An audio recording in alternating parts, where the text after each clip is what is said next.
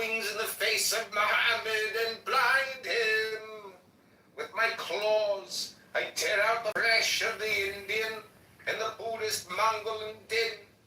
Blasti Ampeda, I spit on your crapulous creeps. Let Mary and Violet be torn upon wheels.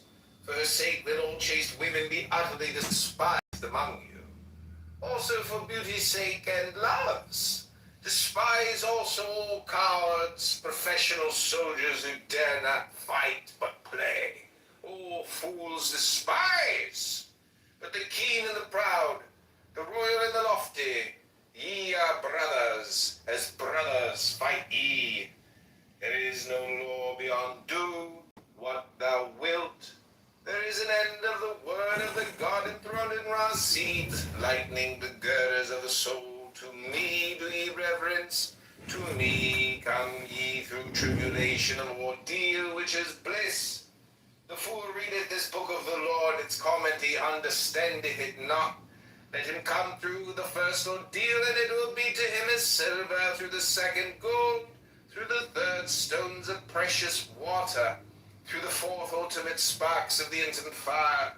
Yet to all it shall seem beautiful. Its enemies who say not so are mere liars. There is success. I am silence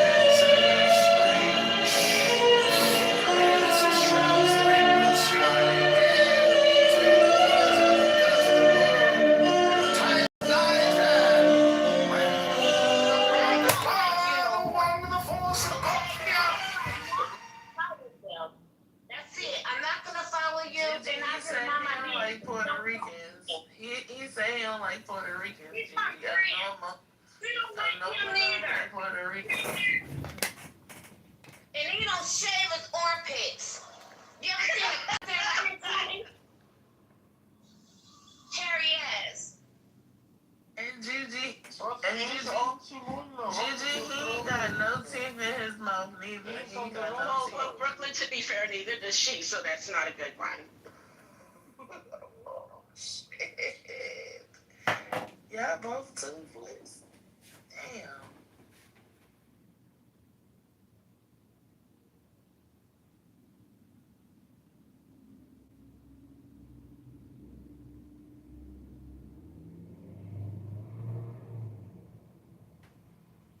This is all the person who goes. My point to this is, there are times in America where the Supreme Court has rewritten its own precedent. On the arguing of Roe in the 70s, one of the most important justices over the last, say, 50 years, Ruth Bader Ginsburg, said in her concurrence that she believed the legislature needed to make the law. So the legislature, or Congress, needed to put that law in place. They knew so in the 70s, and they ignored it because it was easier to let it be a Supreme Court precedent that could possibly one day be changed to a law which would set it into the foundation of American legal system. A good example of this is what's called Obergefell in 2013. Obergefell made same-sex marriage legal. As a consequence of making same-sex marriage legal, the Congress, under the Joe Biden administration in 2023, passed the Marriage and Equality Act, which enshrines in federal law the right for gay, lesbian, and transgendered couples to live together under American law and be treated the same. The reason I'm juxtaposing these things is to note that, one, the Congress felt was so important they put into federal law. The other, they ignored and let what amounts to a hope and a prayer, because you can't dictate the Supreme Court to where it was. Now, where I do think you have a point is that there were two justices in particular that talked to several members of the Senate and said they were going to be no's on Dobbs, which is the case. And they ended up being yeses on the case. And by the way, Marshall, very quickly, Dobbs, as you well know, came from Mississippi. It was a Mississippi case, not a Texas state. Continue. Yeah, so Dobbs then doesn't make it illegal. They throw it back to the states. My state, and this is why I don't like the guy's attorney general very much, put in an incredibly restrictive abortion bill. Had an exception for rape, incest, life of the mother. There was this woman who went before the court, the process laid out in the bill. And our attorney general had written the code for the legislature. And he then sued on the exception that he wrote into code. So he's kind of a POS. So like that guy I would call pretty bad. But not all do it. Now they all invoke Christianity, but that's a facet of being Texas rather than anything. So they may invoke Protestant Christianity in the East and West Texas and parts of North Texas, but in the Rio Grande Valley, it's Catholicism. I live right next to Mexico, so it's always couched in those terms. So I can understand it not wanting to be funded by public money, but again, I think the Texas textbook or the Texas Education Agency will probably give teachers enough room to teach alternate text, which is, if you're going to go over one literary thing for religious texts, it makes it incredibly valuable, not because you're trying to be equal, but because it's valuable to read other stuff into the people's way of thinking. But I agree with Jason. This is not what y'all think it is, because they have been reading the Old Testament in Texas high school since before the 1990s. It never stopped. It was just always in English and always the Old Testament. The only difference is it's mandated in law now. Sorry, go ahead, Carlos. Yeah, again, there is a difference between teaching the Bible and teaching history of Christianity. And what I've heard is like, I'm also talking about English. English too. English is a literature course. You read literature from when I took literature, we read, for example, Gilgamesh, right? So we read the story of Noah because Gilgamesh is the story of a flood. And historically, all the flood stories in the Fertile Crescent kind of go together. So they had been doing this for a very long time. I may depart from Jason here, but I don't think you should mandate reading particular religious texts ever. I think it's a bad idea. I think they should suggest you could do these three and make it a rule that if you choose one, you got to do most, so everybody knows what they believe. Because as you said, we're in a different place. But again, Texas is also just very culturally Christian. It just is. And it means it's going to get invoked in public affairs often. Most of the time at political events, they start or end with some sort of a reference of God. Now, while some of that makes me uncomfortable, because I don't like the invoking of religion in politics, as I've said, you're not going to get away from it. So would you rather the kids learn about this stuff from the crazy political people, or would you rather them learn about it in a literary class where they have to compare it to the Epic of Gilgamesh? Which one? This is recent, right? The teaching of this text in the school is No. recent. I'm 35. I went to school 2004. Yeah, but it was not in the curriculum back then, Marshall. No, it was. It was? Well, if It wasn't the curriculum. If it was back then, right, there was a time where it wasn't, and then it was added again. No, it's public school. No, it was mandated to read in freshman English. You had to read Exodus, the story of Noah, and you had to read the story of Moses. Marshall, maybe your school did that, but it was not mandated at Okay, I was under the impression that it was. Okay, so you're confusing things here. The whole point of this is that there are now rules at the state level. Yeah, recent rules at the state level. Right. So, again, the point is that it's not the same to talk about and say, Christianity, from the historic point of view, is important. Nobody's arguing that point, and nobody's arguing that it shouldn't be taught, right? But saying that you're teaching Christian history, from the Bible, it's not correct, right? You're not, so for example, you're teaching more like a theology, right? That's what you would try to learn from the Bible. You will try to learn moral statements, how to behave morally and what is good and what is bad and what God wants from you, etc. Right? from literally from the literature point of view or from artistic point of view, there's some value in that, right? But again, like my point to that is that just to avoid the impropriety or the impression of impropriety by teaching from the Bible, you could pick other books, and it doesn't follow that you're going to be ignorant or you're going to lose something, right? There's a lot of religions that there's religions in other states. For example, the Book of the Mormon in Utah, which is probably much more relevant to Utah than the Bible is, right? And they could argue that that's the book that they should learn from. And my argument will be also like, you don't need to learn from that book specifically. You can learn about history books, and if you're gonna learn about history, certainly the Bible doesn't talk about Christian history, right? It doesn't tell you what happened in the 1500s when like Luther separated from the church and what the reasons and what were the consequences and where the states that are the countries that were funded, right? Coming to the history of America, right, and the founding fathers and all those things, they were deeply religious. They were not necessarily Christian. They were deists. And I mean, I guess there's a whole conversation and argumentation against this kind of like, were they Christian or not? Is there really a separation of church of state or not? Which I think most of the people here have agreed that secularism is a way to go, right?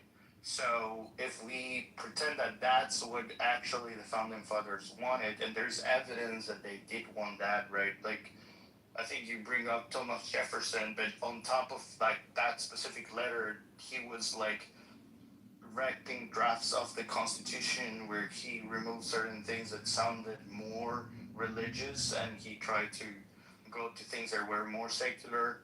I think one is like when he says that we believe that these truths are sacred and something. We believe these truths to be self-evident, that all men are created equal. Yeah, he replaced it for self-evident, right? It was sacred, and then he replaced it for self-evident because that made it sound more of a secularity, which it was very intentional. So again, I mean, I'm not saying that, you shouldn't learn about history and why Christianity was like a very relevant from the historic point of view. You're not going to learn that from the Bible. The Bible is not the place where you're going to learn all this stuff. It doesn't have anything to explain about all of the foundation of America on Christian values. None at all. The Bible doesn't, it's 2,000 years old. How could it? Okay, so that kind of stuff could be taught at schools. That will be a history lesson, and you can see it. You can see it from a literature point of view or from an artistic point of view. Yeah, sure. But again, why pick the Bible, add it to the curriculum, and say everyone needs to learn from this? Like, just pick Greek mythology. Pick like Aesop's fables, right? Or just pick so many good stuff. Mark Twain. Why don't you teach Mark Twain? Why don't you say Shakespeare? Right? Shakespeare is so hard, but maybe, I don't know, things that are, yeah. Why don't you pick stuff like that we are think more easily? It's not divisive. People are not going to argue about that. They're going to be, I mean, they're going to argue probably, but not passionately about like, you're really going through favoritism of one religion or another.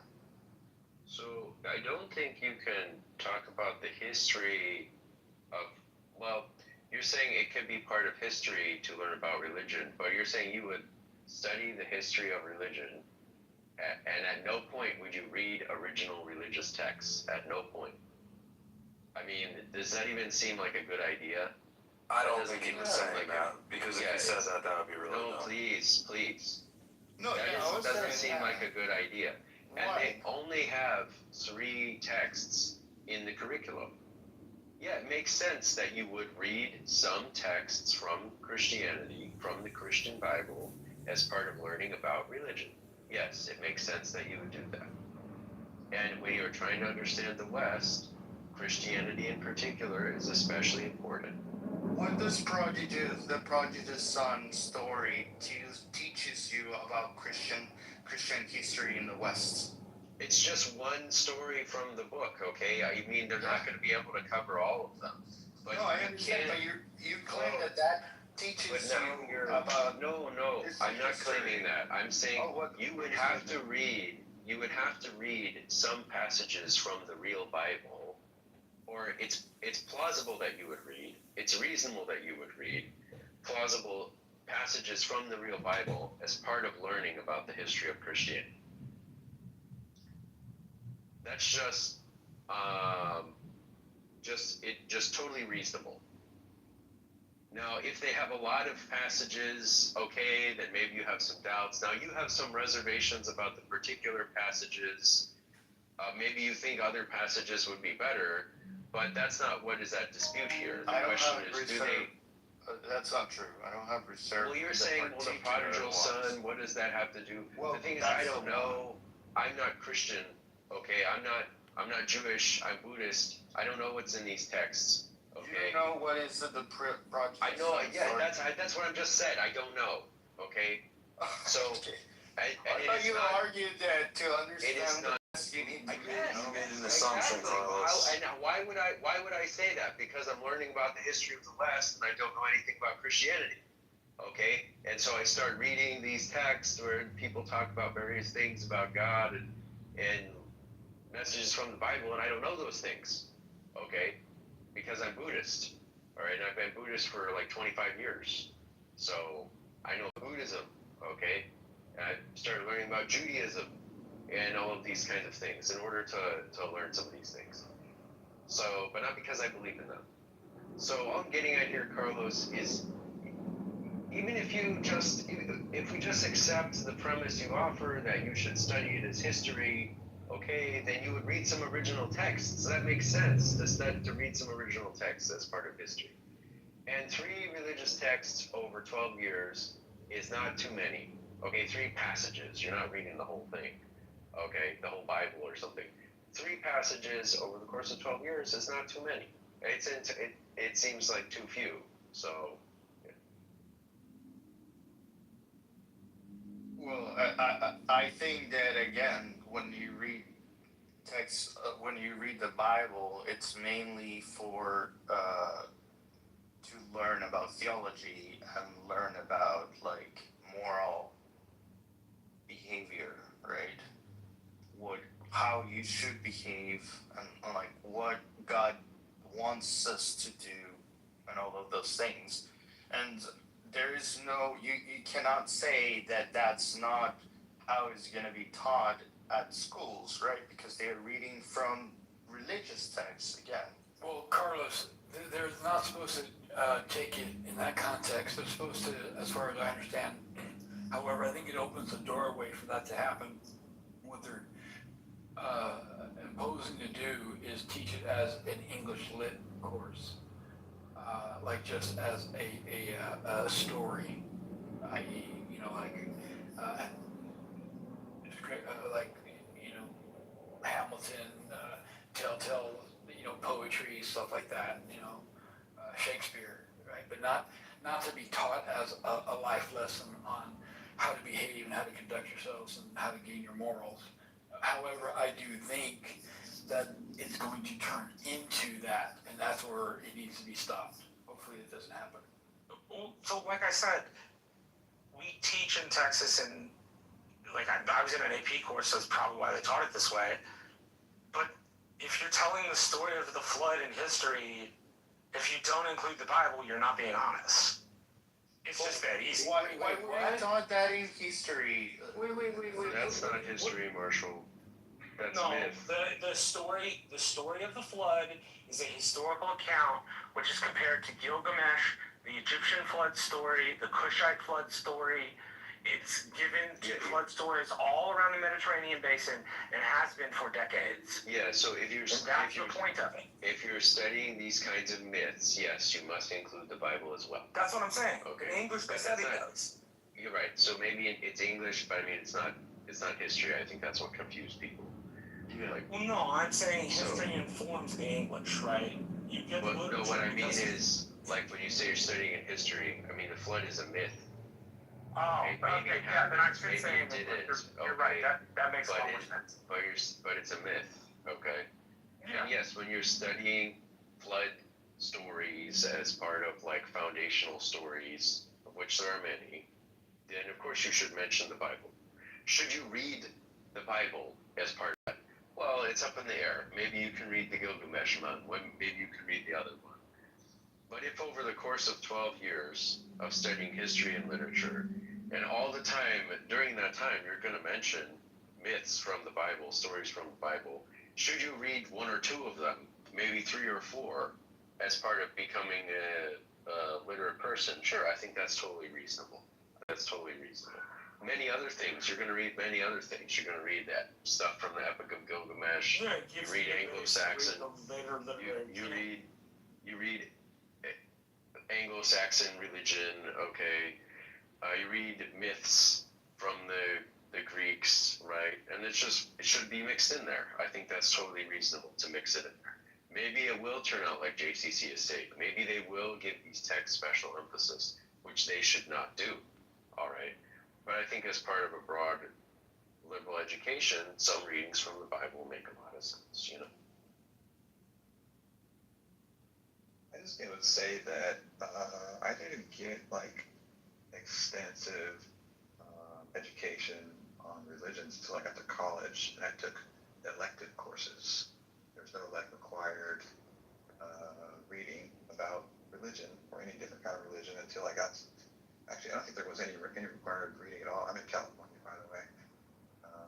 The other thing too is like, I mean, there's tons of private schools that by tons I mean there are a lot of private schools where parents can send their children to get a religious education or just like a Christian history kind of education. You know, there's lots of places for parents to do that. Why does it need to be also taught in the public schools? I don't understand.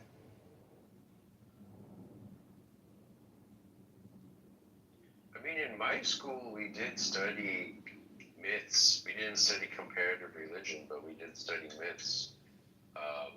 We did read Beowulf, for example. We did learn about Virgil, the Aeneid. We learned about Homer and the Odyssey. So, I mean, I don't know, maybe in your school they didn't do that, but in our school they did. They thought it was part of preparing us to appreciate other literature that comes later. For example, if you want to appreciate Shakespeare, you know, knowing something about the Romans and their beliefs, knowing something about Christianity, all contributed to that. And that's part of their plan, part of their program. So, I'm not saying you have to do it, but there's no reason you don't have to do it, you know? There's no reason it's a crime or that it undermines the fabric of the country. Just the First Amendment of the Constitution. I think you got to make that argument because merely mentioning Christianity in the context of many other religious things, or reading Christian texts in the context of many other religious texts, is not recognizing the establishment of religion, you know? Well, isn't the number of days limited to pick up in public schools? And so are they going to get into the Sikhism? Are they going to get into evangelical baptism? You know, Southern Baptists? Are they going to get into Calvinism? I mean, there's so much there that what you omit is almost an establishment of what you're covering. Well, arguably, what you omit is a violation of the Constitution. But, so you bring up Church of Scientology? The religion goes down rabbit holes because since the Constitution, we've spawned, here in America, another dozen religions.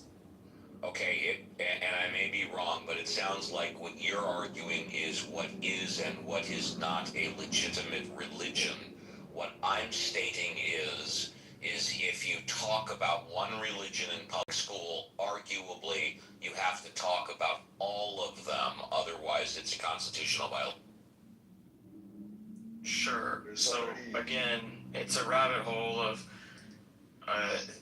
it's not going to happen. They're not going to pick up enough subtleties to talk about, 3 flavors of Judaism, a dozen flavors of Christianity, 2 or 6 of Islam. Yes. Buddhism, yes. Okay, so arguably the best solution is not to talk about any of them. I agree with Elliot.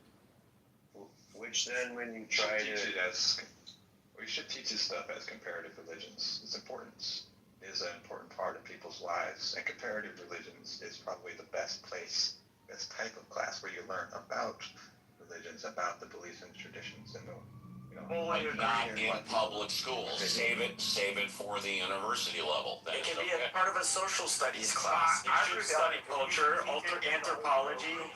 They used to teach in old parochial schools, and it had a habit, like the Jesuits do it. The Jesuits teach comparative religion in high school, and their rationale is that being able to see what everybody believes makes you a more critical thinker. It's just like philosophy. The more frameworks your brain's familiar with, the more creativity you're capable of. There's already, I just Googled some Supreme Court cases. The first one that popped up was Abington School District versus Schmepp, 1963. Let's see, I'm going to read primary holding, public schools cannot sponsor Bible readings and recitations of the Lord's Prayer under the First Amendment's Establishment Clause.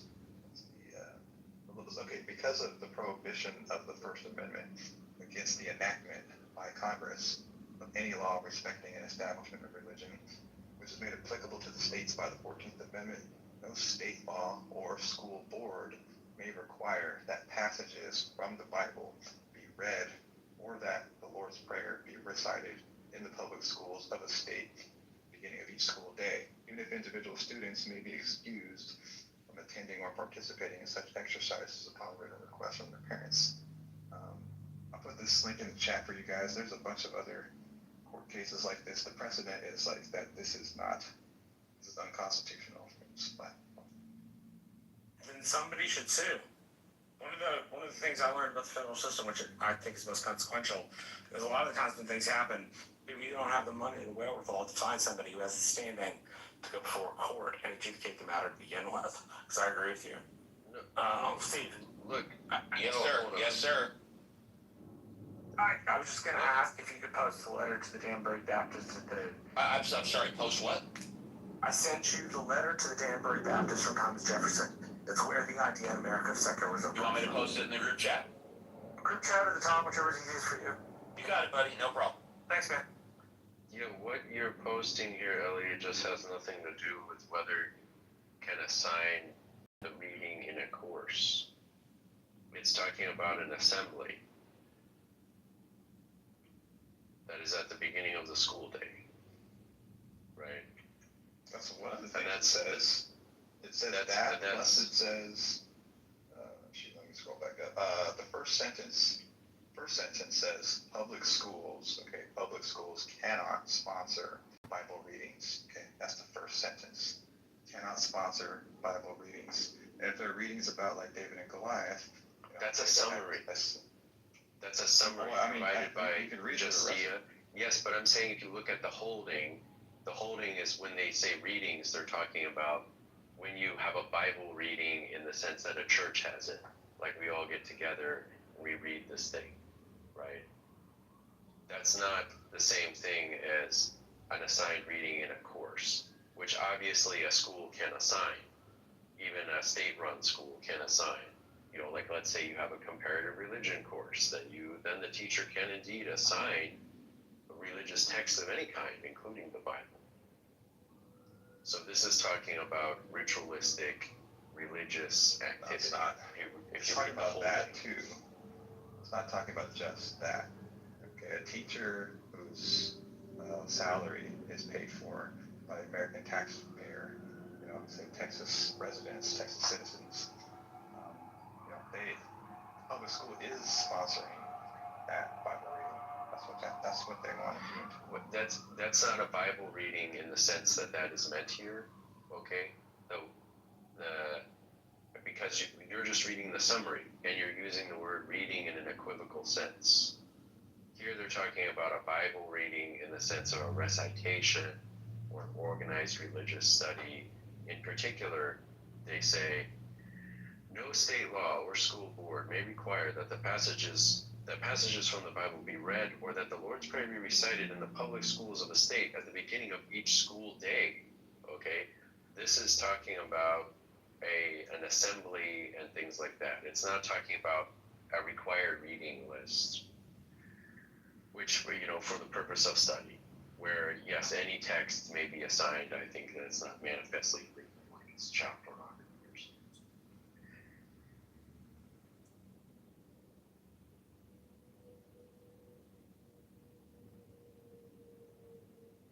I just think there's plenty of religious institutions as I drive in Texas where people can elect to learn whatever they want.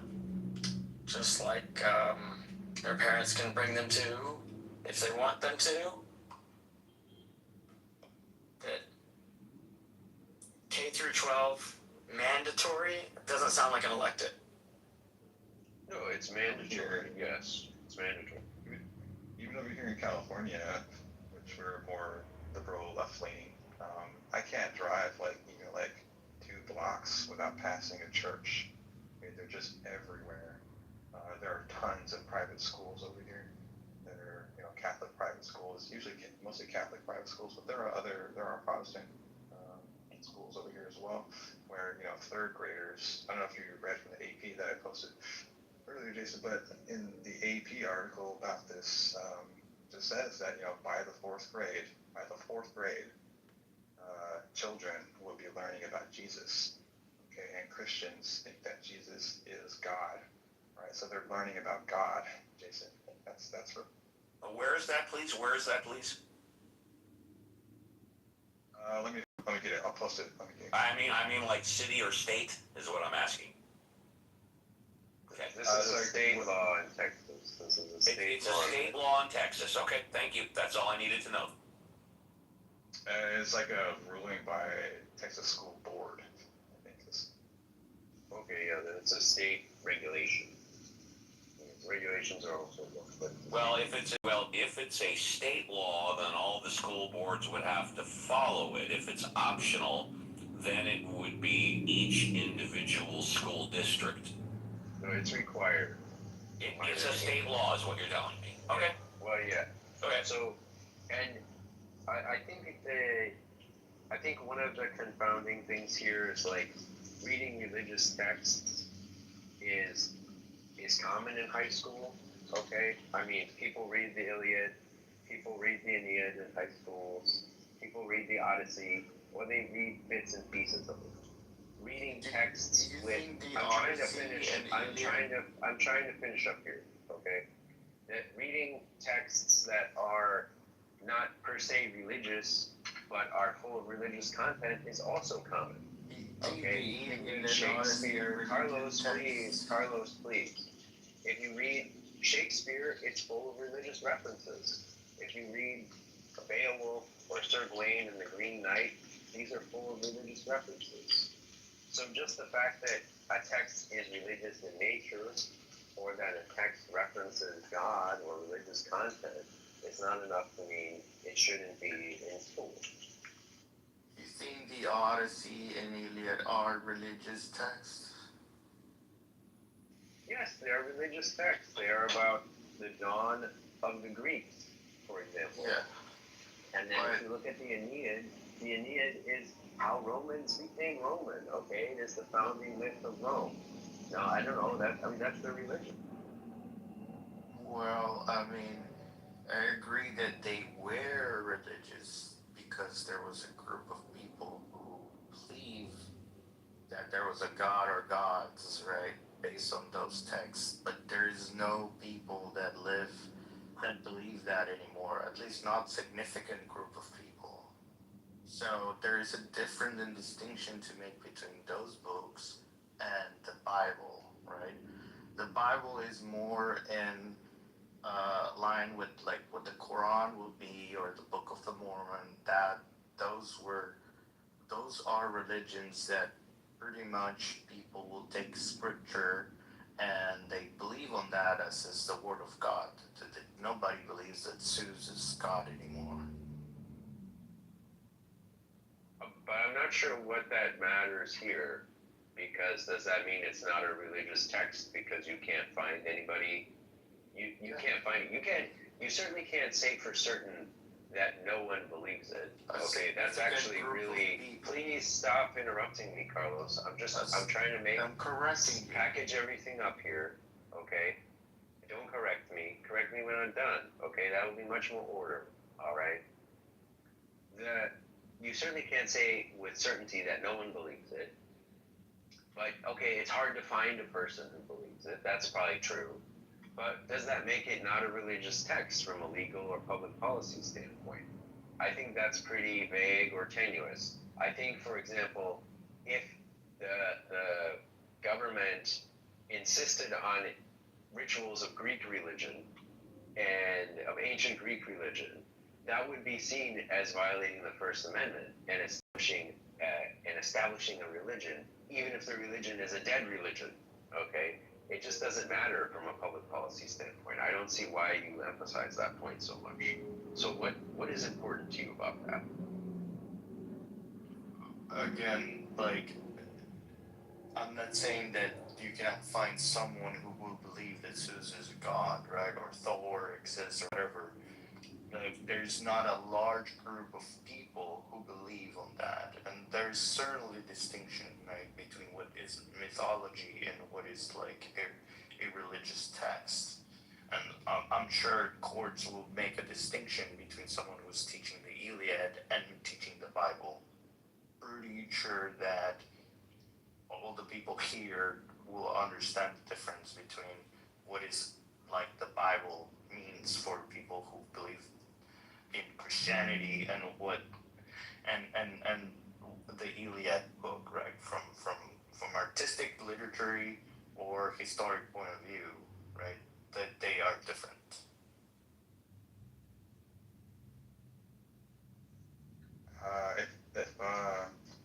If we flip this around and we replace teaching stories about David and Goliath and stuff like this, the lion's den and whatnot, if we replace those stories with readings from the Quran about the Prophet Muhammad, let's say, and the Texas School Board, forced Christian children, third graders, to read about the Prophet Muhammad, I mean, we wouldn't even be having this conversation. That would just be completely ridiculous to everybody. That would never happen. Okay, but they're not even, the Texas School Boards, they're just plucking their own favorite religion out and saying that the kids need to learn about this stuff.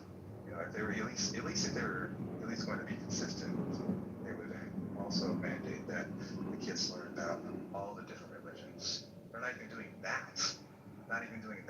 They're just plucking just Jesus out. Is that what's happening? They're requiring these texts be read in mandatory classes?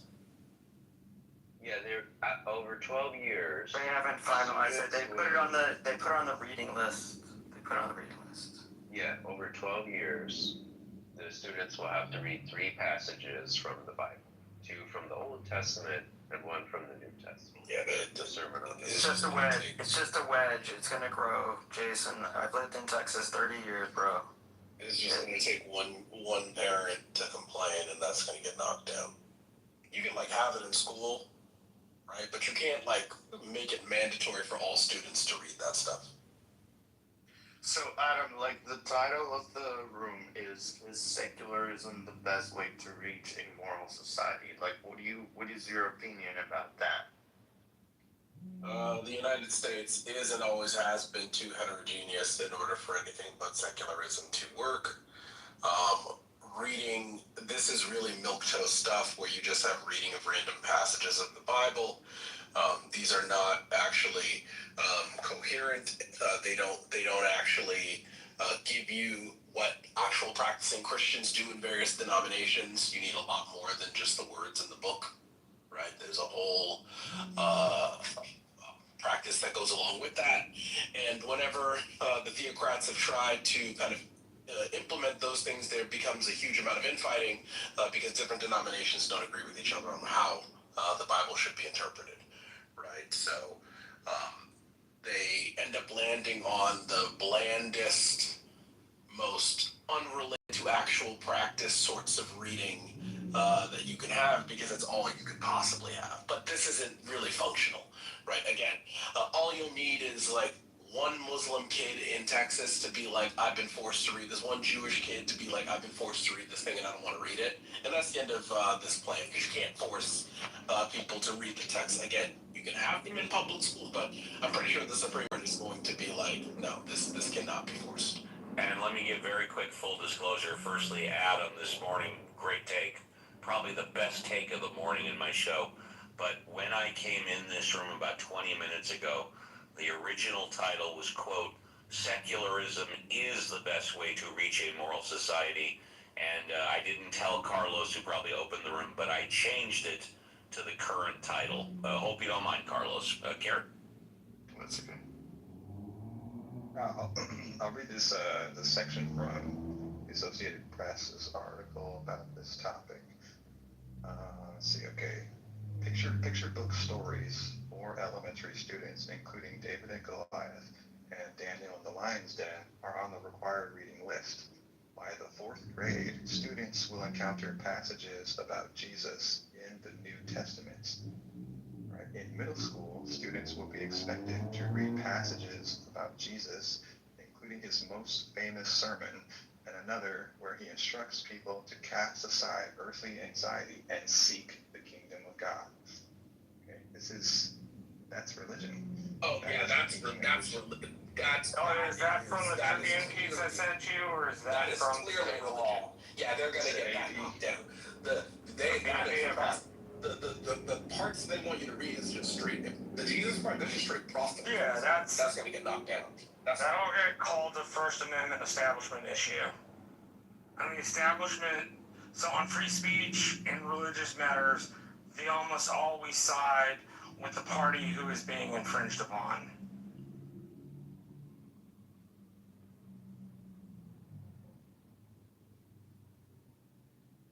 You know, guys, I don't really see it as any different from the Greek myths. And it's just as fine to read the Christian myths as the Greek myths in school. If people take it further than that, I don't know, they begin religious instruction. Okay, that's bad, that's wrong. You know, just the same as if they began to, I don't know, teach people the Greek religion or something. I don't know, I'd like to learn about it in English, but I'd like, as a historical myth-making matter, if I were covering the Fertile Crescent, I would include that. You would have to include it. Yeah, Am I going to just give me a second. Would I include his like recollection to come, like, lose all your things, follow me, and have the kingdom of Christ? No, I agree that's proselytizing. But Noah, the flood myth, goes along with the other flood myths that you teach at that point in time. Yeah, that's all. The only place to get the text for those things is the Old Testament. You can't like get it. I'm not going to give kids some secondary source bullshit. They need to be able to read it with their own minds, and they'll have to read Gilgamesh, and they'll have to read the Assyrians, and they'll have to read the Persians, and they'll have to read the Egyptians, but they'll have to read the primary text because you can't learn it any other way. Interesting that actually the primary text is actually in Hebrew. It's in the Hebrew Bible. And it's odd that I realize that, but we read all sorts of things, don't we? Yeah. Like all of Greek and Roman history are taught in English at every university. The Tanakh translation. That's not my point. My point is they're all taught in English. Like, unless you take an advanced doctoral or master's degree course, you're not going to learn how to read archaic Greek. People with PhDs in biblical theology. Yeah, Exactly, but that's not most people. Most people get taught in English. Well, then why don't we just teach the documentary hypothesis if we're going to teach the myth? Why don't we teach the history? Because the history is what happened. Like, We are going to teach the history, David, but as part of teaching the history of things, you sometimes... It wasn't written by sometimes up until 150, 200 years ago. The myths are not. People didn't have education at universities where they could interact with people that knew the primary text and they could suss out the bullshit. They lived under a fucking monarchy that had divine right of kings. You know, this is ahistorical to act like comparative religion shouldn't teach how people who go to seminary know the Bible was historically constructed. They don't learn some other way. No one's saying that. Seminary is about faith. No, stop, Marshall. Stop, Marshall. No one's saying that. No one is saying that, David. But as part of studying these things, you do read the original text, and the original texts are religious myths, okay? And if sometimes the original... That's how religious schools teach it. You can learn about it without reading the whole thing. You can learn that it's not true. No, that's not Marshall, stop. Marshall, stop. No, I'm sorry. Control yourself, Marshall. That is not how you teach history ever. No, look. I'm not talking the documents. In a seminary, they know the construction, and they don't come out and talk to their parish. They don't share this shit, but it's true. So it's the secrets of the Bible that they should teach if they want to be secular. It's not about that. It's about the flood myth. There are like 7 different flood myths, and you have to teach them all. If you don't use the original text, don't you any of them? Yes, you do. If you don't not have to teach them all. You're fundamentally not telling the truth. Marshall, you need to... All the shit, not some of the shit, not 25% of the shit. Stop being so angry, Marshall. One time at a time. Stop, Jason. Don't attack people. Not an elective. What class do you take that in? K through 12 in public schools. It's not an elective. That's not, that would be for maybe an AP class, maybe a cultural anthropology, but those are electives. You don't learn that shit in the primary, take the fucking STAR test in your freshman year and now you can finish high school. Texas testing, I can speak firsthand. My children are in these schools. Tell me the class that's like health, where you're going to get into all of the flood myths. That's a waste of time. You don't have time to teach that. No, in world history, they run over every flood myth in the Fertile Crescent. It's been in world history textbooks in Texas since the 1980s. What are you talking about, David? They've done this for years. Like, what's the difference? Like, okay, you don't like the Old Testament text. If you're willing to have Gilgamesh read, if you're willing to have other texts read, apply to the gods of those people for religious blessing and forbearance in their journey. You have to teach them all, or else you're not teaching the truth. It's just that simple. I'm fine with it. Tell me the grade, and I'll go look at the text for the world history. It talks about these. David, I said it we're teaching it that way. I said you would teach it that way. Big difference. He said it's in 8th grade. He said it's in 8th grade. Grade text. I'll go look it up. Yeah. So you're learning. You keep on saying, Marshall, that the floods are history, which I thought we agreed that they were myths, but now you're saying no. So you think it's history? You think it actually happened? Depending on where you look at, from 20,000 years ago, there was a myth that had happened in the Black Sea. There was one that had happened in the Mediterranean, and there are sketchy amounts of archaeology that would give you some sort of historical direction. They're not real. When you teach them in history, you don't teach them as a matter of faith. I teach them as a matter of historical record. Right? Exactly. You think that they actually happened. Which means I teach the text, the anthropology, and the archaeology all in one, because that's the only way to get an honest reading of it. I don't think this happens in public middle school. I didn't say it happened. Y'all are reframing what I said. I didn't say does happen. I said would happen. What I'm saying happen this way because that's the most accurate way to teach the subject. But that's like a college. Only useful if you teach it accurately. But Marshall, that's like a college way of teaching history and like middle school is you don't read primary texts as a kid. Yes, you did. I read paragraphs in all my history books. Literally all my history books. It's textbooks. It's textbook-based education. I mean, that's true. Okay, maybe I went to a super special school, but I got printed out stuff all the time in high school, and I was in the CP classes. I'm not in the AP classes. So for the very basic of Texas education, that's what they did. And now people are complaining about this. If that's Texas education, then we're doing a damn good job. Well, they taught you that floods are a matter of a fact, like if they actually happen. That shows the failure of the system. Floods teach they're a part of the historical record. How come it's a myth? Marshall, it's a myth. It's not the point that it's a myth. Marshall, it's written down and you combine it with anthropology and archaeology. It's not that difficult. You're repeating yourself in a confusing way. You keep saying it's part of the historical record. Stop fucking saying that. Okay, you mean something by that is not clear. Because it was written at the time. That's what I mean. You need to stop doubling down. All right? You keep saying that, and that is confusing people, and you just need to take a breather here, okay, and start over. Let me see if I can add something very short that may help. It might make things worse. The way I look at it, which again could be wrong, is that it's a historical fact that there was a flood. The myth is whether or not the flood was worldwide, but that's just the way I look at it. What flood? Do we know the year it happened? I agree that Marshall may have gone in a jujitsu form to talk about that people knew those stories and told those stories. That is history.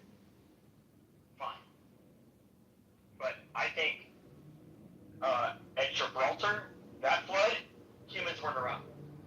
Yeah, and as far as... I think like the Columbia Valley in Washington, maybe Native Americans have myths around a flood, and I would believe that. But having a flood myth being universal means all of them can make shit up, or that shit travels around. Like Zoroastrianism influences Judaism, and the Persian captivity influenced the composition of the Old Testament. That these things are evolving themselves over time. That's historical. I'm fine with studying that, but I don't think that happens as a classroom universally in 8th grade. And they don't print textbooks anymore. I would love to. Learning about the flood myth doesn't just inform you about the flood myth. It informs you about the next 1,000 years of the society and the Fertile Crescent and the way they arrange themselves, not simply in architecture, water engineering, health, the military, storage of grain. It informs you on everything. It's a base for the knowledge to look at the rest of the archaeology and the rest of the written history and make your own decision. I don't think Texas schools, or any school for that matter, should teach the story of the flood saying one is more righteous than the other. But you don't teach it because it's the flood. You teach it because it's a building block for the way society's coped with that danger for 1,000 years afterward, and it influenced everything. You can't find one thing in ancient history that wasn't influenced by it. Not one. The way the Egyptians took care of their fields was really big about the sea people in the flood. The way the Greeks did it was big about the flood. The way the people in the Baltic Sea did it was big about the flood. The Egyptians, like you don't learn it. Well, you don't. Yes. But you don't learn it because it was dependent upon flood myths. Because the Egyptians were. It's the fucking Nile. You're telling me David. Marshall. There is a separate story. Hold on. There's a separate story in which it's reported by at least 5 or 6 kingdoms in which there was a great flood in Egypt around the same time as the other great flood stories. And again, you don't teach them because they're them. You teach them because they're a base. And you have to build your house on a firm foundation, or else nothing else you learn will make any sense. But it's okay. People can disagree with me. But that's really why you want to do it. Because you want the historical base to properly understand in context the history of religion. Marshall, you're not really speaking to David's. You're not speaking to David's critique. I never learned the criticality of all of the Levant on Noah's fucking ark. I didn't know it was all. I said many stories, not one. Come on, man. Well, then stop. Just drop the flood. Because we're specifically talking about. Marshall, you are using again. Marshall, you are speaking in an unclear way. Okay, what you mean, Marshall, is that there are these flood myths are important. They are relevant. Okay, when you say the flood, Marshall, what it communicates to people is specifically the story from the Bible, which is not what you mean. All right. No, that's not what I mean. And so you need to clean up. You need to clean up what you are saying. And also, you need to say a lot fewer things all at once, all right? Okay. So, on the one hand, I agree with Marshall. Yes, this family of myths is important in understanding the Middle East and the Fertile Crescent. On the other hand, I disagree with Marshall that you have to teach all of them in the sense that you give all of them detailed study or something, or you have kids read all of them. Honestly, if you read one, that's probably more than most people will ever do in their whole lives, and that's probably enough. But yeah, is it relevant historically? Yes. I'm not sure about the incredible emphasis or weight given here to it. And I don't think that there's a disputable point here at the point where we say, well, there are flood myths, and you probably should know about them to understand the Fertile Crescent and the Middle East. I mean, what is there to disagree with there? I mean, that's easy. Like, nobody's disputing what Marco is saying. Like, these people, this stuff is a part of history. Like, people believe in this stuff. They organize their lives around religion, different kind of religious texts, ways of being in the world. Like, that's real. Like, that shit actually happens. People should know about that. But it's also, at the same time, like, it's not appropriate material for fucking third graders. Okay, it's just not. Third graders, like my daughter's 7, dude. She's in the first grade. She's gonna go in second grade. She's still learning how to fucking read and write. And to do basic arithmetic. This is material for like maybe 12th graders in college. That's where it would be. Or indoctrination if you do it in third grade. In third grade, I think you do it in 10th grade, but that's maybe football. You can learn about, for example, I learned like the Nile River in Egypt it was difficult to do agriculture there because of the floods, right? And I forgot what they do and the techniques they do, but you don't need to read these myths about it to learn about that. And all the myths, right, are not history. If you read one of those stories, right, if you read the one in the Bible specifically, it says that there was a genocide, essentially. All the world died except for a family of Noah, right? So that's inaccurate. That's not a historical factor. It's called literature, right? There's a word for it. It's called literature. And when you study literature, you're ready to situate it in contemporary with the author, with what they might have had on their mind at the time, what was going on around them, maybe allegory, how to situate. I mean, Bible study knows how to do this, but it's called literature. It's just a book. It's a library of a bunch of books written over time. Why is that so hard? What you learn about this is not like, oh, this is like a historical thing that helps us to know how to, behave in society and things. You learn how to write good stories that capture the reader, so something that is compelling. What is going to capture a reader to keep reading your story and be entertained? That's what you read. And the fact that I hear Marshall saying so much, like, oh, this is history, and like Texas has been doing a great example because they taught me this, and you thinking that it's actually something that happened tells me the opposite, right? Tells me that the school system has failed. I didn't say it happened. Okay, so you don't think it happened? No, sir. What I think is that there are 7 separate stories of 7 different peoples who inhabit maybe a 50,000 square mile area. They're all saying something rather similar. I don't know why they're saying something rather similar, but they are. So as a consequence, you would want to explore that. Plagiarism. And exploring that, you would come across the written texts, which you would then have to compare to the authors and their history. You would then have to compare to the region around it. You would then have to compare to the archaeology that talks about all of that. Again, the same thing I've been saying for 10 minutes. I didn't say you had to teach it religiously. I said if you teach it, you should give an example of every one, because it gives people the understanding of what each different people said and how it played telephone in the Middle East when it was recorded. And that kind of facet of mass human history is both interesting and important. So.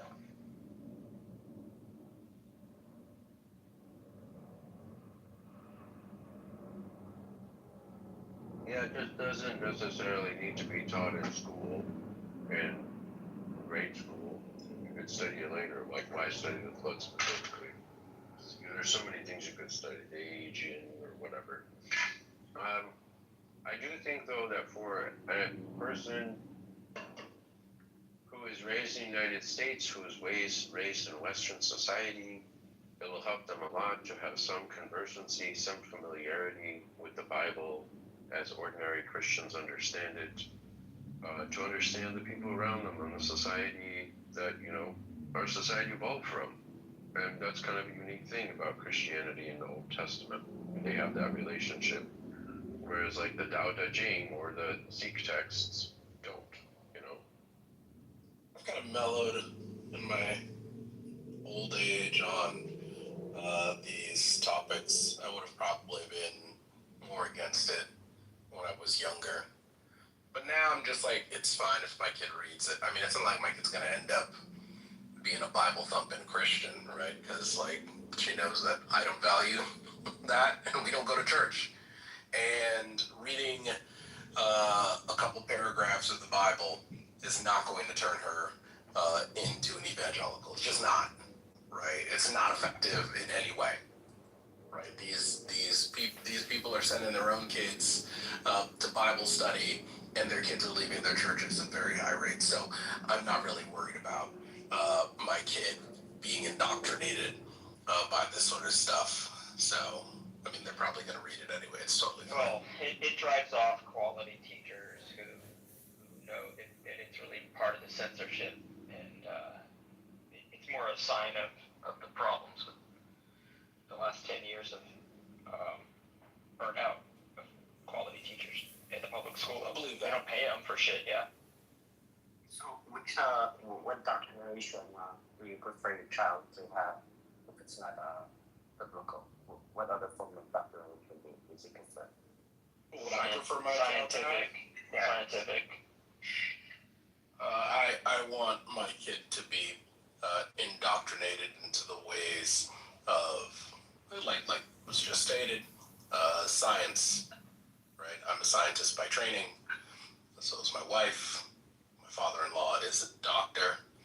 I want my kids to be focused on that. Well, don't you want your kids to, like, have the freedom to choose what they want rather than... No, in fact I don't. In fact, I don't want that. No. In fact, what I want for my kids is I want my kids to be rich, right? And I want my kids to be educated in things that they Rich in what way? Money. The only way that rich means rich. Rich means money. That's what rich means. I have my kids in an extremely elite prep school. I'm spending $120,000 a year on their education, and that's what I want for them. I don't want them to feel like they can go to school and major in underwater basket weaving because I don't support that. No, I'm not. I do not support them going to school and getting a degree in philosophy or theology or any of that shit. No, we're doing tiger parent stuff over here. And if other people want to raise their kids to do this stuff, that's fine. But They don't have that sort of input on my life. I don't view them as my superiors. So I'm not looking for their approval. I don't want my kids to be like their kids. I want to be like them, right? I want them to focus on the things that are highly remunerative in this society. Period. And Adam, if I may, would business and finance be included in those categories?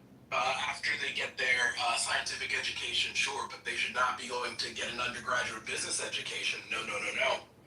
Okay, so you're focusing first on science and then business and finance. Science and math first. Yeah.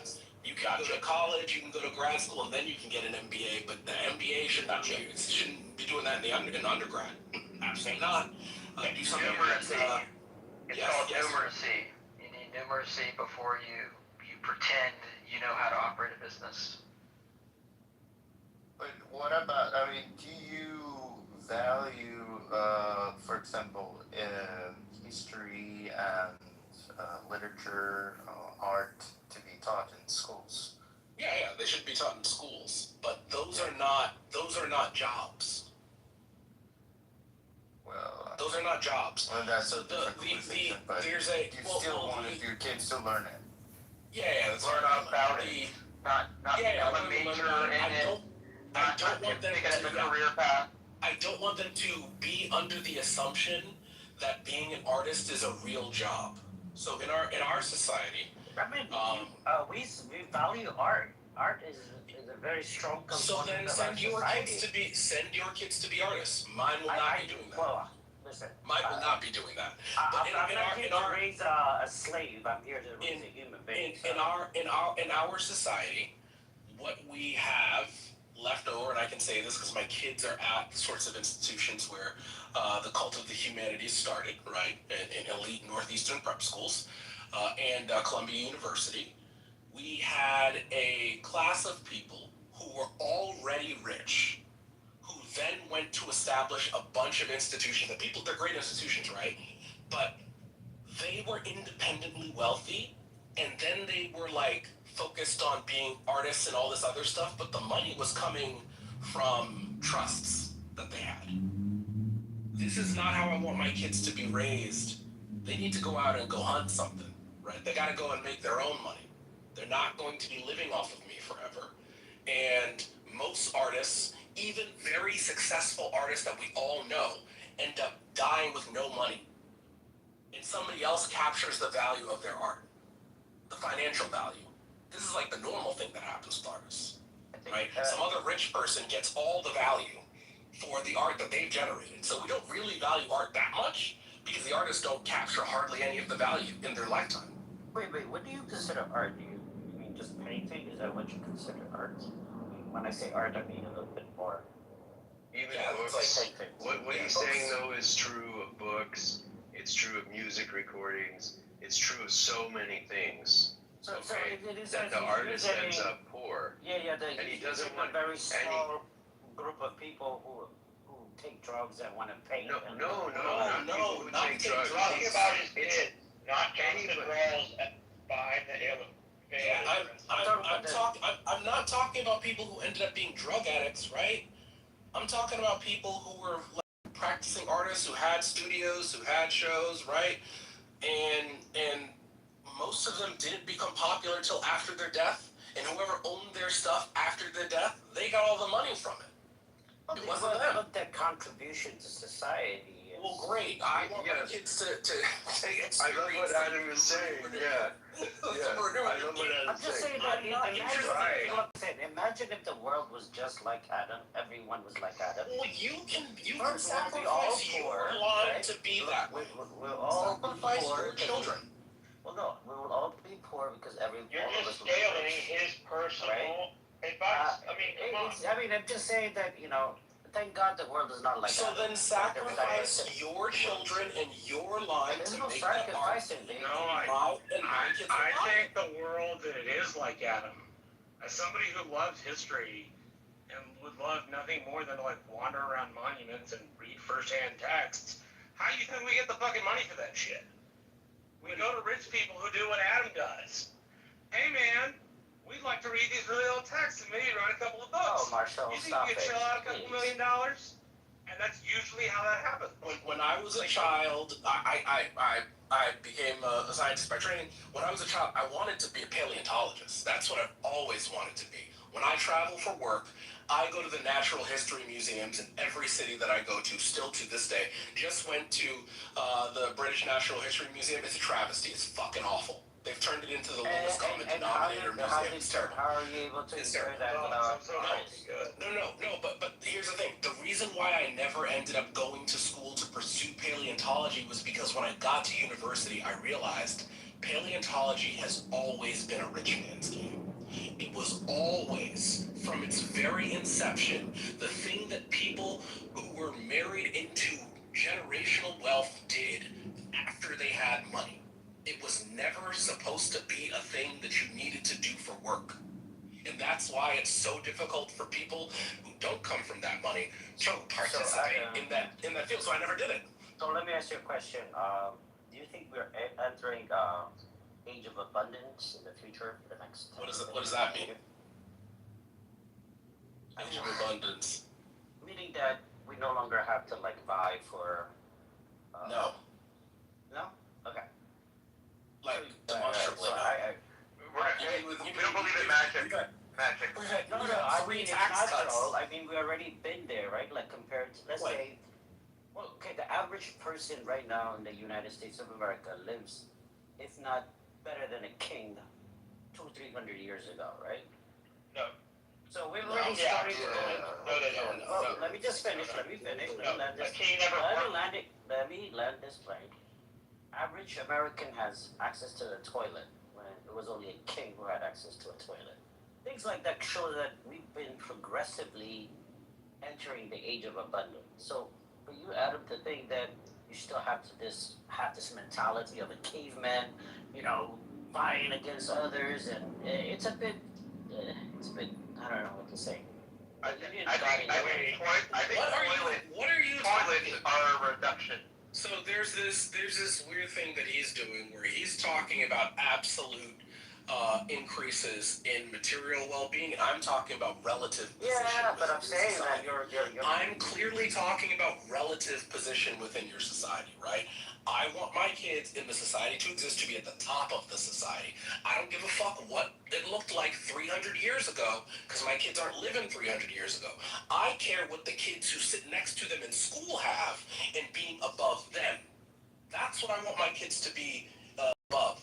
I don't want my kids to be middle class, right? So I am doing everything in my power to make sure that they won't be middle class. That's what I'm saying, right? So bringing up what it was like when Henry VIII was on the throne is immaterial to what I'm doing in terms of raising my children. I don't care. All I'm saying is that you're not going to raise them to be the kids of the future, because they're going to suffer based on what you're saying. That's nonsense. They're not gonna thrive. Wait, let me just finish, dickhead. Sin, do you have children? Sin, do you have children? Why do you need to let you finish when you start saying stupid Does Sin have children? Just allow me to Sin, finish. do you have children? Yes. What are you doing with your children? What kind of school do they go to? Giving them all the support they need to be an upright human being. And they choose what course. I don't deny them of religion. I don't push religion down their throat. But the Bible is available for them to study if they want to. What is your background? I find it very interesting to study the Bible, and I think it's a good story to share with them. But it doesn't mean that they have to study like they studied math, right? What level of education do you have? I have a college degree. And where's your family from? What is this, an interview about me? No. This is actually quite important, right? Where's my family? From East Africa. Yeah, you should focus on getting your kids some money. Oh no, I got the money. So all they need is a. Oh, you have the money. I have the money. Yeah. All they have to do is I rest my case. You're on our I'm not. Look, I have the money for my family. Like they could go to school if they want to. If they don't want to go to school, it's up to them. I'm not putting pressure on my kids. Wait, you already have family money? No, I made my money. Okay, well then I rest my case. You don't rest your case. I'm not, like, that's not the center of my life. If I had less money, I still be who I am. I don't let money decide. Sure. Okay. Yeah. No, for real. I don't want to. You're obsessed over like you're obsessed over being part of like top of the I don't understand why my choice. I think you feel insecure about your choices. No, I feel that's why my choices grate you so much, because you feel that I am inherently discounting your choices by not choosing to raise my children in the way that you chose to. No, you can raise them all, but I just feel like they're gonna have a lot of trauma in their life. I don't think so. At some point, and I think they probably most likely, and I hate to say this to you, Adam, but more likely than not, they probably would not have a relationship with you. I don't think any of that is likely. Well, let's just say that we keep it on record, the replay. I don't think any of that is likely. Sin, allow me to take 1 minute for my personal experience. I raised 2 children. They're in their 30s right now. When I was raising my kids, I would say I'm sort of in between Sin and Adam.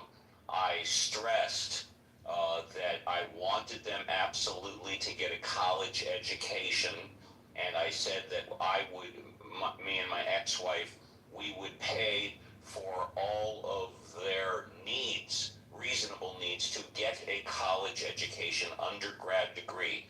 We didn't care what it was in, but the way I was raised when I was young, a college education, any education is something that nobody can take away from you. So all we stressed was we wanted our kids to be happy, do whatever they wanted to do in their life, but get your college education now. Where are my kids right now? My son is a lawyer. God bless him. Pardon me, I'm an atheist. Living in San Diego. He's single, doing very successfully.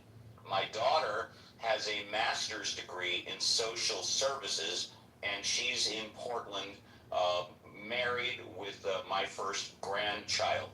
They are both happy. They are both independent. They are both living their lives and productive members of society. So I just wanted to throw that out there from my personal. No, I agree with you, Steve. I think for me right now at this age, I believe college degree is like high school degree, right? Just as we went back 6 years ago. Well, if that's the case, then it's more important to get your education and a master's or a doctorate. Yeah, no, absolutely. Like I think in the 50s and the 40s or the 30s, sixth grade education was considered high school level education, right? That's basic education. In today's world, you need college education to thrive or even just to survive. Yeah, so I agree. I think that's a criticism of economics. Well, I'll go as far as saying, Steve, that I think college education should be just like high school, public, and free for all whoever wants to attend it. I support that 100%. That I agree with. Yeah, we're bringing up public education. Yeah. I got a different opinion though from you guys. So, I mean, I agree a little bit with what Adam's saying. Like, you know, you should raise your kids to be successful. Like who disagrees with something like that? But I mean, that shouldn't be your only goal. Your goal also, in addition to that, should be to raise your children to learn how to think properly about things, how to think, not what to think. How to think is extremely important. Also, you should teach your kids to, when they grow to become adults, to be moral people. Okay, and in order to do that, you have to, and in order to do that, you have to teach them about philosophy and history. Those are like necessary conditions, to raise a moral household, the moral kids or whatever. Not just like teaching them how to be rich. He said to be moral people. I mean, I don't disagree on the history end, but I do think, like, people who are professionals at that, the money comes from, like, sovereign wealth funds. It comes from wealthy individuals who sponsor things like archaeological digs and research time. Like, Robert Caro has written a set of books about LBJ, and they're wonderful. But Robert Caro made his money by writing. He and his wife, Ina, lived in two one-room apartments, one in New York in the Bronx and one in New York in Manhattan, I think. On a tiny little house somewhere in Texas when they did the OBJ biographies. But Adam is right. Like, look, I didn't finish college, but what I studied was history, and I use history in my field today, but I'm not a teacher or an archaeologist or somebody that gets paid to sit, read books, and like write papers about them, which university professors do. You're a teacher, you're a university professor, you're an archaeologist, you're a book writer of some kind, and then like maybe you go into public service at some point. Some public servants have had history degrees, but like aside from that, the thing in the modern world that is going to get you ahead, and it's good that it can be taught as a young person, because I got old and I didn't want to study what I wasn't interested in. I didn't want to do the math. And as much as time as I spent doing history, I could have done math and I would have been decent at it. Right? I probably wouldn't have been like top of my class, but I could have figured it out. But instead of figuring it out, I devoted my resources other places, and I'm doing something that's not the major I chose in college. And if I get a job doing this, the money is going to come from the taxpayer, the wealthy donor, right? It's like history's a thing that history and art are things that the wealthy can afford, and they can afford to subsidize those. But digging up parts of Troy in Turkey doesn't pay for itself. There's no amount of searching the Valley of the Kings in Egypt which buys you bread and some sort of meat in Egypt to eat. Right? So, Marshall, do you think that they're just doing something that's wasteful? Do you think there's no value in digging up those pottery? I find immense value in it, which is why I want, and Adam, I say this with love, the elitist that you admit you are, when you make your millions, to be interested in funding that sort of stuff. Obviously you do science, but like the funding of the arts and the histories is like great. But I'm very well aware that the majority of that money comes from private sources. And that like Wait, you have to cater to those majority people. of that money comes from government grants, okay? No, a lot of university. What I mean specifically is people who like write books. That's private money, right? And they get paid. There is no such thing as private money, but you know. Professors? I mean, the money that you owe yourself and you dump into something else. I don't think you need a profit, Marshall, honestly. Majority of the research done in America in the 80s, in the social sciences, comes from government grant money. It does not come from private donors. This is completely false. Well, I have to agree with you. Private donors, because when I'm Marshall, here's the thing. So, Okay, one at a time. One at a time. If there's an archaeological dig in Troy, it is almost guaranteed to be coming from some government entity. Some government is sponsoring that dig. Now, I do agree with that. I said no. That's what I said. No, Marshall, you gotta remember that a lot of this money comes from government, keeps the door open. But let's say there's a special thing that they need to do, then they'll go for private funding. But what keeps those guys going? Their salary, their institution, it's all based on government funding. You guys do know that you can go on these digs as a non-expert who has a real job, right? Like you can go. I have the hardest volunteer. You can volunteer. You can. They take people all the time to tapes for dinosaurs. Like it's very common. Like you can do it if you want. What do they give you, like food and shelter? Yeah, it's like nominal stuff, right? You can do it. And I would encourage my kids to do it after they have an actual career, right? But this should not be viewed as a career because almost no one gets to do it as a career.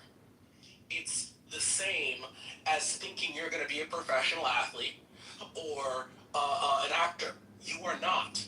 You are going to go into academia, you're going to spend a ton of time doing it, and you're not going to get a chair because these departments are not growing, they're shrinking, right? And the people who have these chairs die in these chairs. So no, you should not think of this as something that you can reasonably accomplish. I'd be a fool to as somebody who's been in academia, I'd be a fool to let my kids think that this is a reasonable path for the future. Most of the people in those chairs didn't have to do things like postdocs because they're old. People didn't do postdocs when those old people got in, the university system was expanding, and now most of the people who get these degrees, these terminal degrees, do not end up in academia because there are no jobs in academia. So no thank you. I agree with Adam that there are no jobs in academia anymore, and the jobs you are gonna get are like some lecturer piston making $2,000 a month or something like that. But and I would agree with Adam that I think mainly it should only go into these career fields if you have some money from your family or you're gonna be safe. But one problem is that the arts and humanities, even more so than it is today, become, heavily concentrated with the kids of the wealthy, right? And that is a problem in terms of what research is done, what methodologies are deployed, how those methodologies are deployed, what is the scope of your focus. Class does matter in that instance. And so I think, now this is of course talking about daydreaming, but we should abolish capitalism, abolish private property, and go thereafter. I'm done speaking. I'm done. Well, yeah, I think there is a lot of like open statements of like, this is not what you should do, this is not what you should do. I think people are free to have their kids educated whatever way they want, right? I mean, I don't know if you guys heard the story of Polgar, I guess that's the name. She's, David, if you don't mind muting.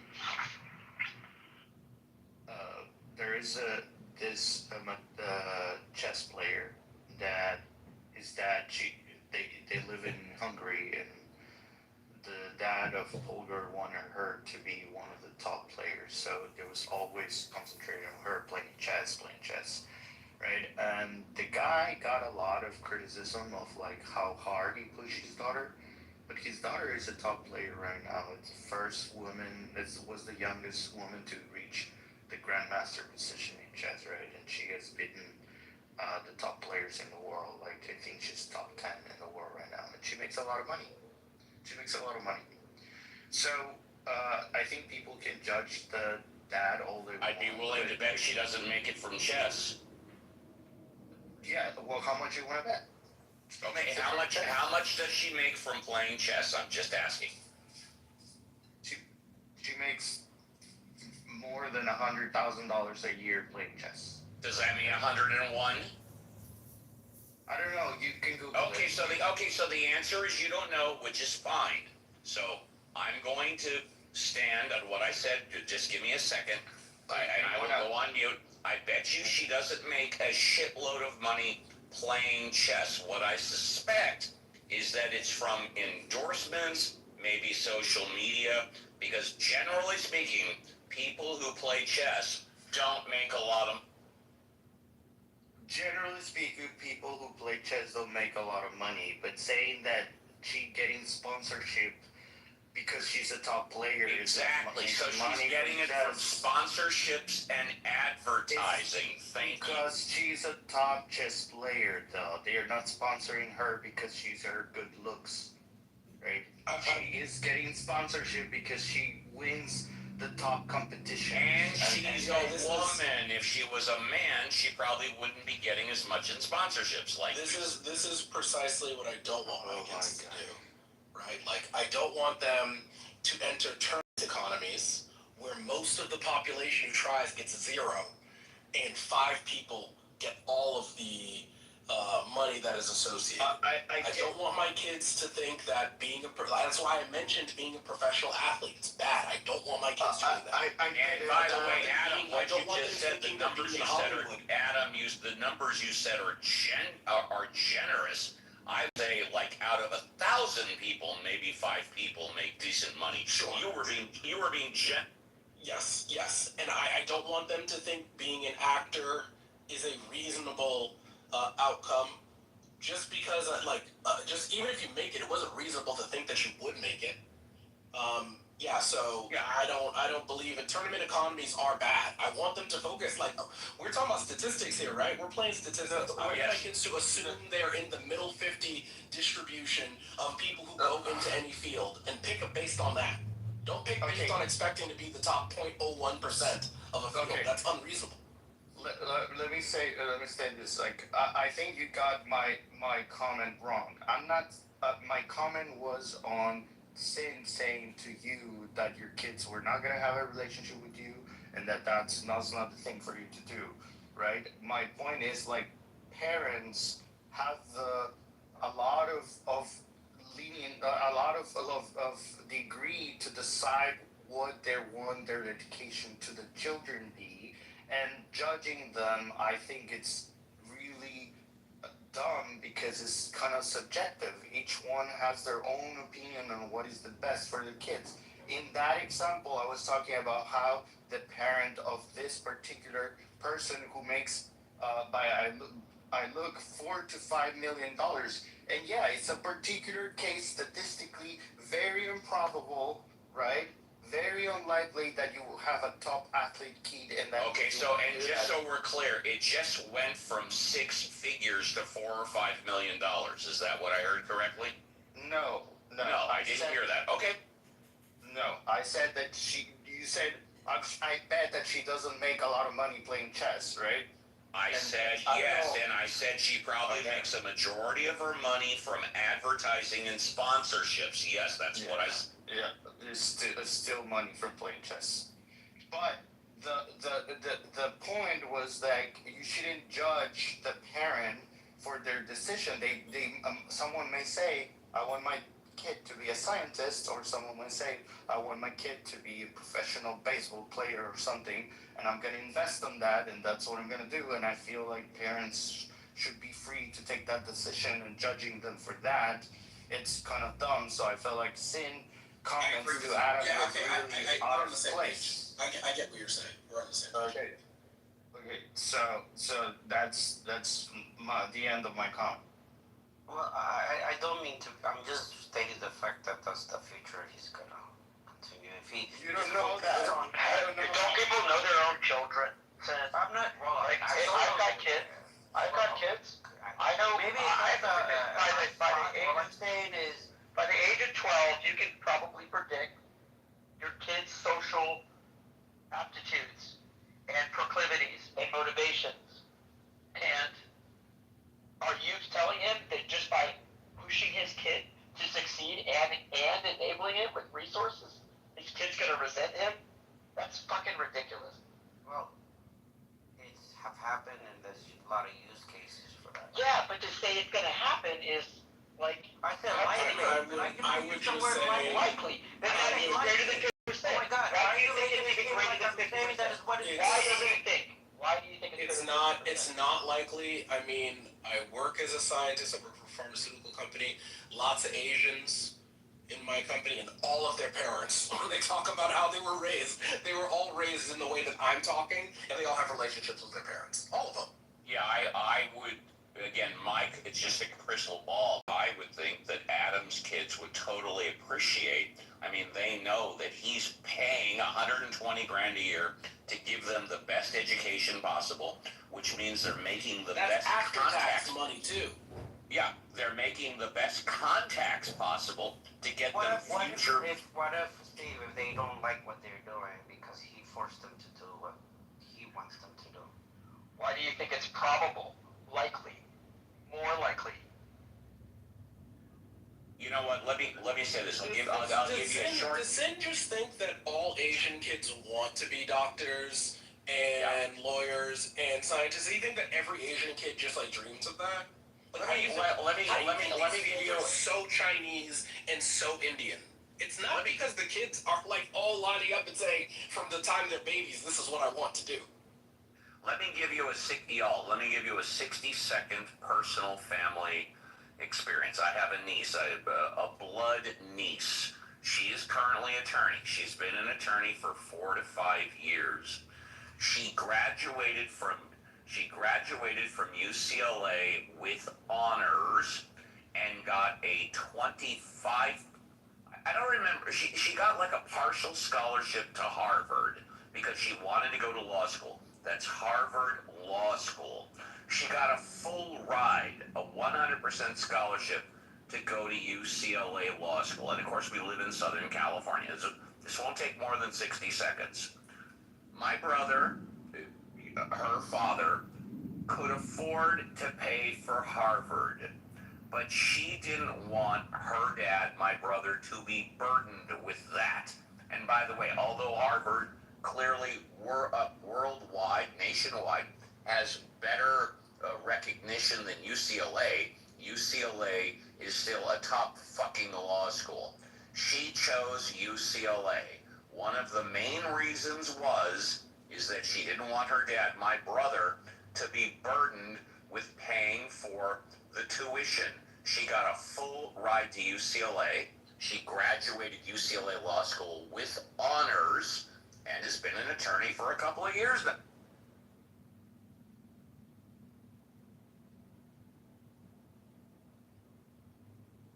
She could have gone to Harvard, but she wanted to save her dad some money. Well, that's a great kid to think in that sense. That's a good person. But I'm just saying that you have to be careful with your kids, not forcing them and putting too much pressure on them to be what you want them to be rather than them trying to figure out what they want. So, I mean, statistically speaking, David, 50% of all kids don't have a relationship with their parents already. What percentage you said? 50%? Over 50% of Oh, their, that's yeah, already don't have in America. that's So, what I'm saying is not that's wrong. very hard Is that to from believe. Pew? Go Is that look from it up. Pew? Yeah, just check out Pew Search. Look it up. Yeah. Look it up for yourself.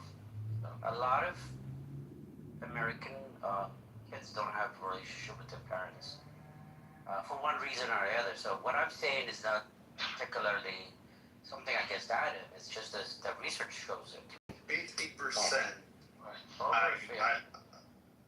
So do you live in America? Because I live in America, and that's... Oh man, you don't know what that. Why you keep harassing me about who I am and where I'm from? Do you live in America, Of though? course I do, nigga. What the fuck? Because that is not my experience of America at all. And by the way, I've got to chime in here. Hello. We don't use the N-word in the atheism. Oh no, my bad. I didn't finish saying that. That's okay. We don't use the N-word in the atheism house. Please continue. He didn't even catch it, so. Sorry. He heard it. I heard it. Adam, do you disagree with that? Everybody heard it. I'm just trying to show him that I'm American too. Just because keeps. That's not being American. Bitch, motherfucker, asshole, use them all. Just don't use the N-word. Sorry, and if you want to know why, it's very simple. I don't like. No, it's fine. It just had to come up because I was just getting frustrated. But I apologize for that. I don't want to happen again. Sin, where did you get that statistic? Well, let me look it up and I'll give it to you in a nice type. It actually doesn't surprise me if that statistic is accurate. I mean, it's probably hard to get good statistics on something like that, but I don't think it's, especially between boomers and millennials, there's a lot of broken relationships. I mean, I did a quick search on ChatGPT, and it says 16% of American adults say they are currently estranged from at least one parent. So if you less than 20%, even less. Which means that 85% of them get along. I mean, out of every 10 people, 16% is still very high. I thought you said 15%. One out of 7. Did you say 1-5%? If you're a parent, zero. I'm sorry. Did I hear 1-5%? Yes or no? Carlos said 16.16. Oh, are you saying 60%? 60%? No, don't be 1-6, which means that 0.4 less than 20%. Thank you. Which means that 84% get along. That's glass half full, and I appreciate that, Steve. But if anyone who's a parent and raising young kids and putting their heart and soul into the life of those children, these children, you would feel concerned about 16% risk of losing relationship with your child. I would think that 84% success rate is pretty fucking good. From a parent's perspective or from a Yes. statistics perspective? From a parent's perspective. Are you a parent? Well, I said 5 minutes ago, and it's okay if you didn't hear it, that I raised 2 kids. They're both in their 30s, so the answer is yes. Okay. Can I just say that estrangement, or that 10 to 16%, is only a 1 to 4 year period in most of those cases too. So it's not a long term in most of those cases. So yeah, you can say that it's up to 15, 16% don't have a relationship, but it doesn't last forever in most cases. Yeah, and I didn't even bring that up. Is the 15% for life or just temporary? I didn't even ask that. I want to ask a really The original important... claim is over 50%. So I mean, let's just stare at the receipt. Send. Where the fuck did you get it? Yeah, okay, Comrade, okay, everybody go on mute. Comrade wants to interrupt the entire conversation. Go ahead, Comrade, go ahead. Sin, so I noticed your profile picture is a chimpanzee and you use the N-word. Are you black? So yeah, getting back to the 26%. No, you're not. Okay, so, Comrade, hello, Comrade. The answer is he doesn't want to answer your question right now. But that being said, Comrade, go on mute, and then you can blend in. Go on mute. Comrade, go on mute, please. Do you understand that? Second, Comrade, I'm asking you a second polite time. Go on mute, But this please. is racism, dude. Okay, third and last time. Go on mute. Okay, hang on. Comrade, chill. Listen to the conversation. Wait about 5-10 minutes. All of us have done it. And then blend in. Carry on, everyone. So I did exaggerate the percentage. I stand corrected. 6% with their mothers, 26% with their fathers. So the average means would be 16%. That sounds about right. But we just 26% of not having a relationship with your father. That's problematic. I think 26%. What led up to this? The significance of this statistic? Why are we talking about that statistic? Putting pressure on your kids to succeed. We were talking about how it's best and not best to raise your kids. That's what brought it. You know, it's best to not raise your kids if you're non-black. Oh, okay, now you got it. Okay, Comrade, fair enough. Comrade, do you have kids? No, but... Okay, so, just so we're clear, hold on, Comrade. So, you have no experience raising kids. Comrade, I'm not done with you. I'm not done with you. How old are you? I'm 34. Okay, and what city or state do you live in? I'm in Los Angeles, California, just so you know. Yeah. What city or state are you in? Philadelphia, Pennsylvania. Philadelphia, very good. And do you even have a girlfriend? I've had many, yeah. You've had many, but currently none, correct? Who cares? I care. We'll try again. Do you currently have a girlfriend? I have 2. You can leave if you don't want to answer. That's all I need to know. I'm not. And Comrade, I've been in workers' compensation, employment, and labor law for over 30 years. What is your profession? What do you do for a living? Public health. Public health. Can you be more specific? I'm a peer outreach specialist. I'm sorry, you're a what? A peer outreach specialist. What does this have to do with I'll tell you what this has to do with, because you've been making comments about those of us that have children, yet you have none. So when did I do Please be more, I answered your question. Please be more specific. What is it that you do, a peer outreach specialist? What does that mean? I support people who don't have homes and struggle with substance use disorder. And are you employed by the government? Not directly, no. Well, not directly. Are you privately employed? It's a nonprofit job. It's a nonprofit job. And when do you expect to have children? I may or may not. Why doesn't. Okay, very good. What I suggest you do then, since you do not have any immediate plans to have children, is to listen to those of us that do have children.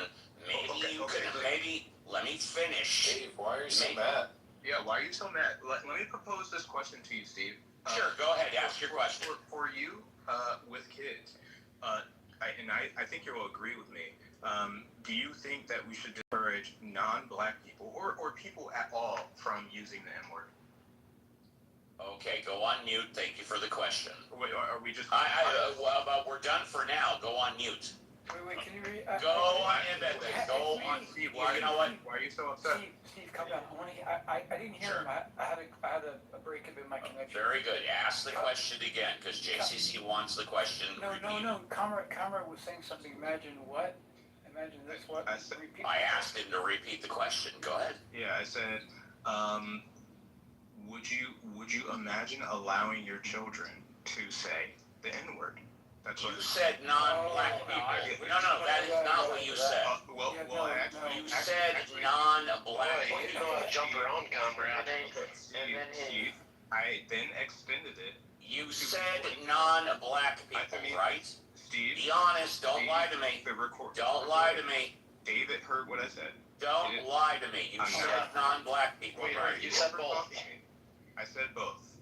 Okay, so let's take it a third and last time. Ask the question one last time. Why are you having me repeat it? Why are you crashing out? I'll tell you why I'm asking you to repeat it and why I'm crashing out. No, I would not allow my child to use slurs like that. Of course not. Of course not. And the question's not even directed to Steve or anybody else. It is directed to Sin, who cannot confirm whether or not he is black.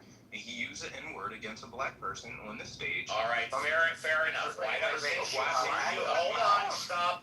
Why are you cutting me off? Because I own the house and I can do whatever I want. If you don't like it, open up your own room. I'm not talking about something you did. Well, you know what? Tell you what, let's make it real simple.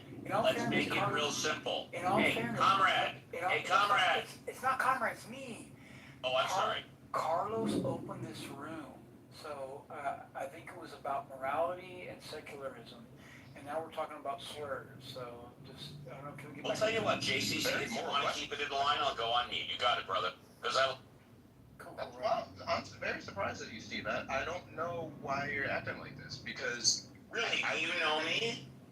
Yeah, I would expect you to be disgusted. When was the last time we spoke? Adam is black?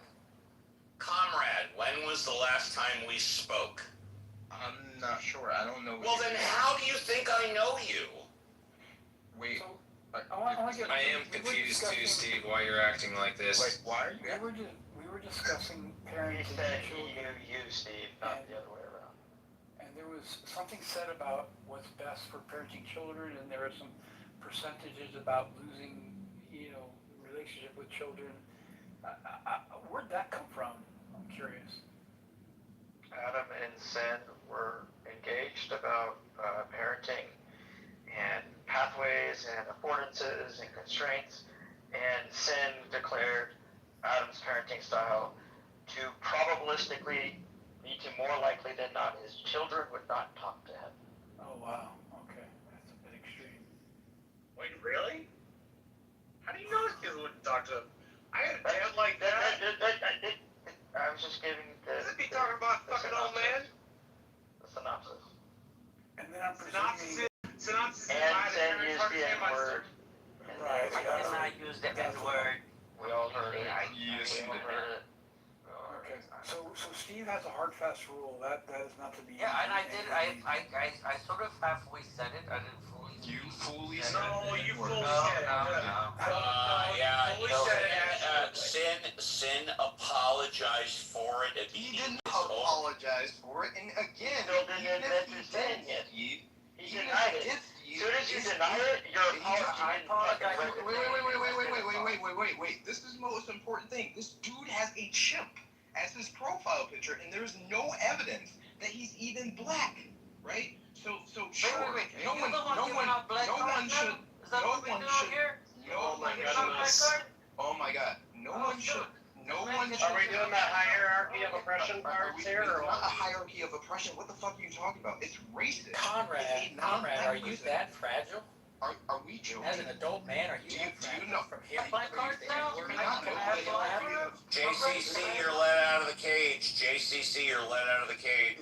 Yeah, I'm in a bad Do we have a bunch of white people Where can I apply for the black card? Where can I apply for the black card? JCC, control this shit or I will. Okay, you do it, Steve. I'm in a bad spot. I get bad connection. You got it, buddy. Okay.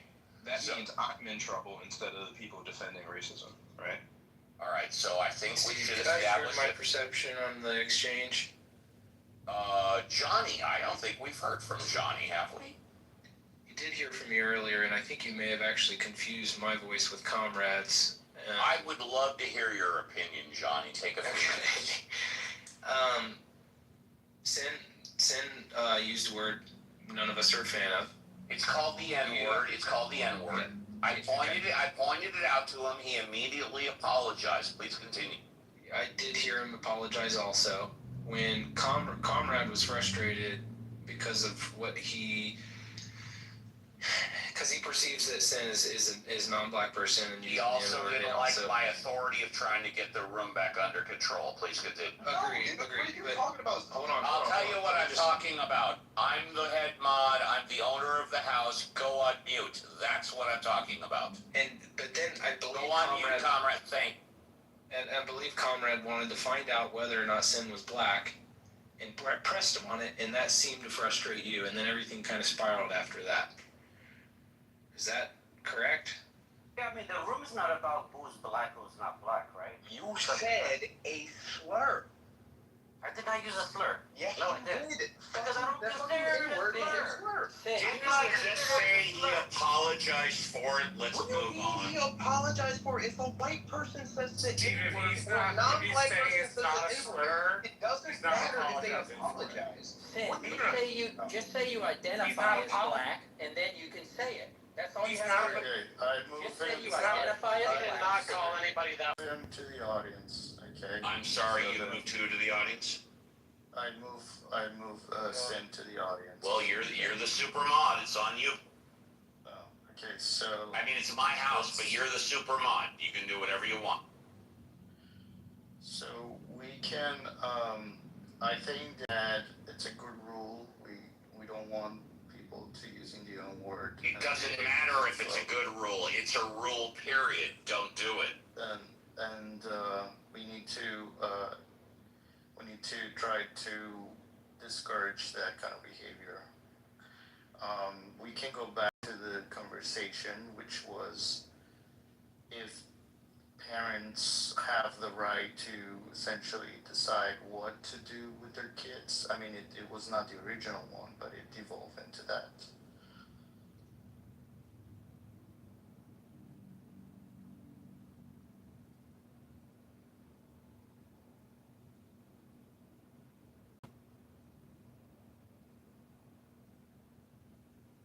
Well, since no one's talking, and I realize occasionally even I can get out of line, and that's why JCC has the absolute right to say, hey, Steve, you're getting a little out of line, or take a shit break, or whatever the case may be. We have very few rules here.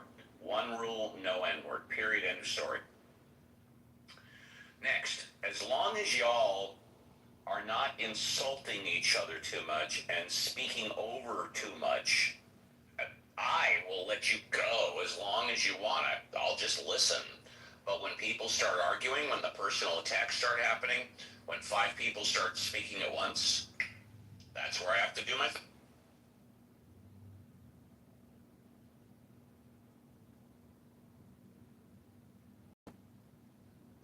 What do you guys want to talk about? You guys talk about the same teaching or secularism? Can I talk to the title?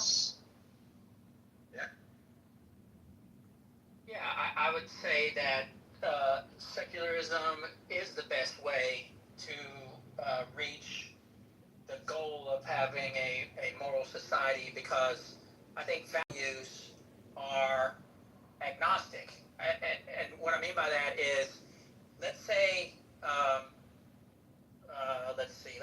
Adam is very religious, of some denomination, some religion.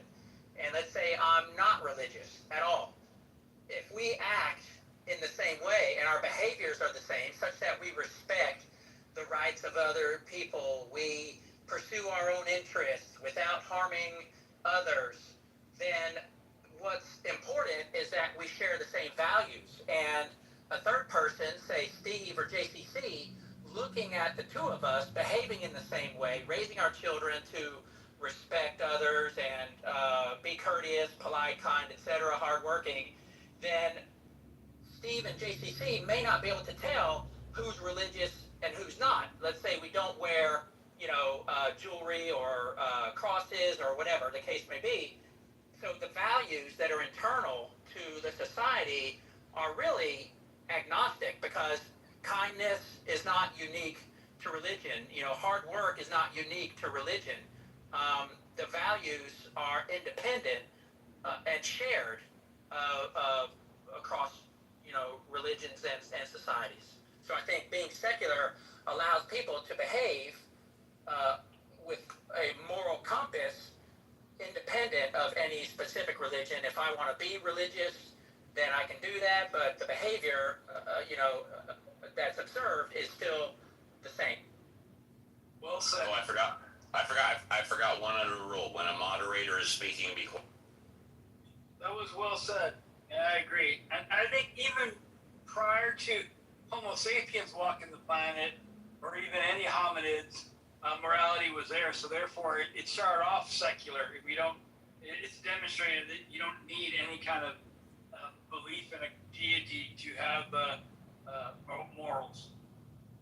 And by the way, very quickly, for those of you that don't know, we've been joined by Alfonso, who is the founder of the Atheism House. So for any of you that don't know Alfonso, he's the founder. He's the creator.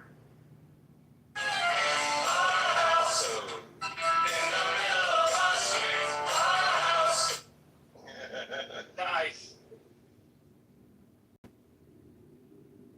I didn't want to Alfonso is our, what's that? I didn't want to interrupt the mod, but felt right. Thanks for creating the room, Carlos. So what's the flaw in my argument? If I'm saying that values are agnostic, an argument. There is no flaw. It's I gave you compliments. It's a great argument. Values are eminently wise. I think that one thing that people seem to we're not negotiating values here. That's what I'm saying. We're negotiating outcomes and norms, right? So within secular society, we're focused on outcomes and norms, not on what you value and what you don't value. That lives in the realm of morality. And I don't think morality is meant to be legislated, right? There are, some outcomes that result in broad moral behavior, but we're looking for establishing norms, right? And norms, we have to be inclusive group-wise and as much as possible. So I think what secularism does is it forces integrative negotiation. I think a good example, and it also separates the personal values from the public norms, right? You have personal values, you can live by those values, right? And it doesn't, and they generally, as long as they don't violate the public norms, like the good of the public. And something like same-sex marriage, right, is a good example, right? What we're legislating there is contract law, basically. If a man can enter into a contract with a woman, then a woman should be able to enter in that same type of contract with a woman, and vice versa, right? And that's really what it comes down to. It's eliminating discrimination on the basis of sex in contract law. And recognizing that within the secular realm, we're establishing norms around contracts, right? The moral or values-based aspect of it is when I go to have a commitment ceremony of whatever type, and I walk into a, evangelical Baptist church and they turn me away, that's fine, right? I just need to find a officiant, right, or someone to perform the ceremony that it's within their values to go ahead and do same-sex marriage ceremonies, right? So that's the difference.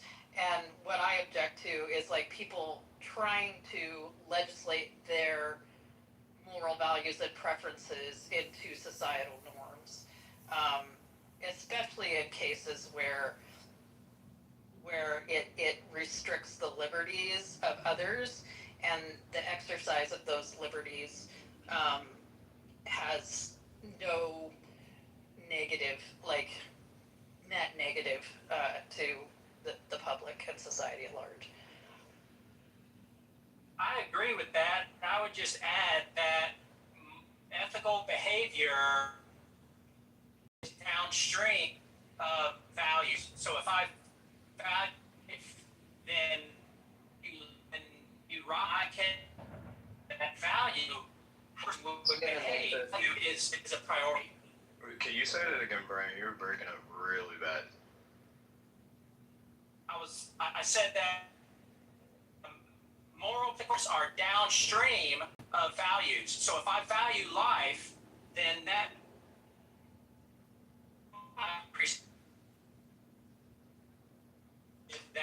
priority value. It sounds like a tautology.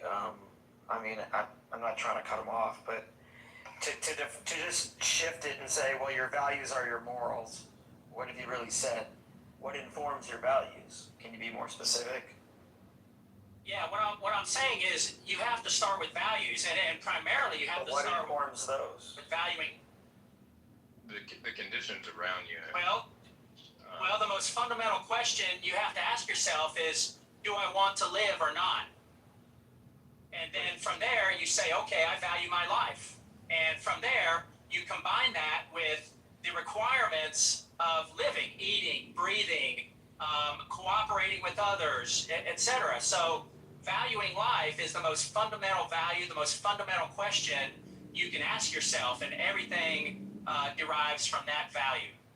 Well, what about that? I mean, that's not exactly robust to someone else saying that they value their life more than your life. I mean, you're just vague. I value my own life, only your own life, or kinship. Like, maybe you look around, you live, you were born into a society. Maybe you have duties, responsibilities, laws. Like, what informs your values? It can't just be like, I'm alive. I think I can answer that very quickly. But if I may, very quickly, morality. You didn't say morality, but I'll say it. Morality is an individual's sense of attitudes, values, and beliefs which are based on a right, wrong, good, bad scale. Let me repeat it. Morality is an individual's attitudes, values, and beliefs based on good, bad, right, and wrong. I also would say, Brian, that it also depends on how you are qualifying life, right? Because if we flatly say that life has value, right? I would say that for most things, particularly fellow mammals, the plants and trees around us, my family, and etc. But they don't all have the same weight and value, right? I don't think about the bacteria that die because I brush my teeth or floss. I don't think about the insects that die when I walk down the street. I don't think about the extinguishment of life when I eat spinach, for example, right? So this categorization of the first thought is that life, whether or not life has value. Well, no, we have an evolutionary drive, particularly when we're young, to survive, so that we can reproduce and pass on our genes, right? This is a drive that most life forms have, right? This then gives us a base psychologically to try to defend or fight for our livelihood. Now, when we become social and we start interacting with other individuals or living things, that have similar levels of autonomy to ourselves, right? We have to kind of deliberate and communicate with one another when it comes to the battle for resources, land, and space so that our lives can be stable, right? And over time, as we live in collectives, the conditions at which we engage with one another to ensure our collective health or the health of us as individuals eventually becomes ethics. Because the people who could just like take away from other people to ensure their survival more, or to kill other people and things to ensure their survival, right? That would make sense evolutionarily, but that's not necessarily like the right way to go about life and to engage with other individuals that have an equal level of autonomy. I think that what Brian was saying, I'm sorry if I misrepresent you, Brian, but this is my understanding of what you're saying. It's like he just gave an example of something he values, but the way you derive your values is just very personal and subjective. People can derive values differently. What I think something that is important, what Cora says, is like the outcomes can help us to go back to our values and adapt our values. And that's the benefit, I think, of secularism versus not secular, say, morality. Because if you're not willing to make changes and adapt given your outcomes, then you're just like stuck into this, into this particular framework that those are my values and they can never change. But if you see the outcomes and start saying like, well, maybe we can adopt and become better and improve our values so that we get the outcomes that we value. Yeah, what I'm saying is, I think you kind of got it in reverse, Brian. I think instead of starting with a value and then interpreting everything through those values, you should do it in reverse. Look at what the facts are, what happens when we do this, X, Y, or Z, and then you should build your values based on what the facts are. But in the philosophy of ethics, there's sort of three main categories that it breaks down into. One is normativity. Like that's basically, what should I do? That's normativity. The second one is metaethics. Which is about what does it mean to say that something is right or wrong? And the last category is applied ethics. What should you do? Like, that stuff like, stem cell research. Unfortunately, not the applied ethics. Like, that's all applied ethics. And, I think you should. What I'm saying is, what the facts are instead of the facts. you decide that you want to live, that's as a human being. And so, comrade, I agree, I should have clarified human life is more important because of the type and nature of our sentience and consciousness. So we can decide, not to live. We can decide what to live for. But underneath that, more fundamental to that is, do I want to live or not? And so I think that's the most fundamental value, the most fundamental question, because if you don't value your life, then you could just as well drink poison. You could drink poison or water, either one is okay, because you don't care if you die or not. Yeah. But if you do care, then you have to follow the facts of nature. You have to obey the laws of physics. You have to obey the requirements of human nature to survive. And from there, the rest follows. But so for instance, there are nihilists. I don't know if you know what nihilism is, but nihilism just means that things don't have intrinsic meanings. They don't have intrinsic value. So you just kind of you just be forcing these people to conform to your norms, to your values, and that's the entire goal that we're trying to. No, they can choose not to live. If someone is a nihilist and chooses not to find meaning or not to pursue his or her own life, then that's his or her choice. Well, there's also accept the value of life. And before you go, comrade, firstly, I got your private message. Thank you for that. my answer, generally, I don't read the group chat because, in all seriousness, and I mean this sincerely, I have an eyesight issue I can see, but I'm visually challenged. Last but not least, Conrad, I appreciate what you said about 2 minutes ago. I thought it was very cool. I agreed with a lot of it, and I think although you and I got off to a rough start, I think you and I are going to just be fine. It's a pleasure to get to know you. Go ahead, Steve, we know each other. Well, I asked you when was the last time we spoke. You said you didn't remember. No, I said it's been a few months. Oh, I'm sorry. Well, I don't remember. Go ahead, buddy. So Brian, what I was going to say to you is that the thing is, in this hypothetical, there's a fascinating thing you're presenting. First, I would say that humans don't start out as maximum autonomy agents, as adults that can make a decision of whether or not, they immediately want to, quote unquote, live a life or not. We start out as infants and then children. And we grow up.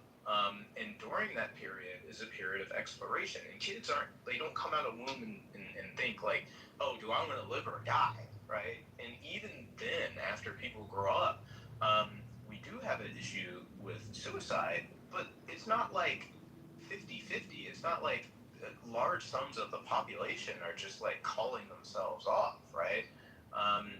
So when we're talking about this, it's not purely,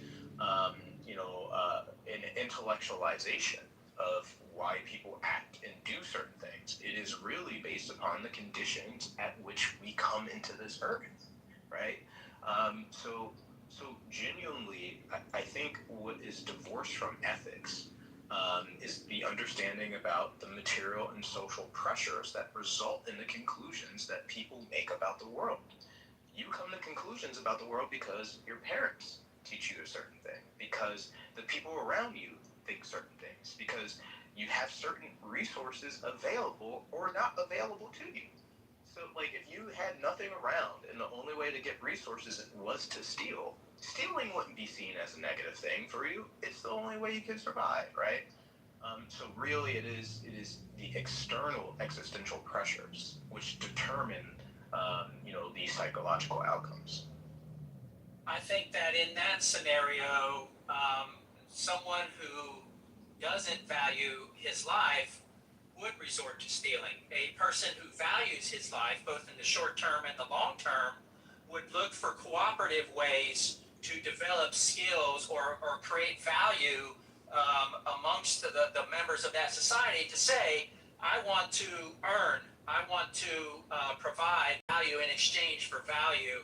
I don't want to steal because that harms the quality and existence of my life, because I might get shot, I might get put in prison, I might get, beat up.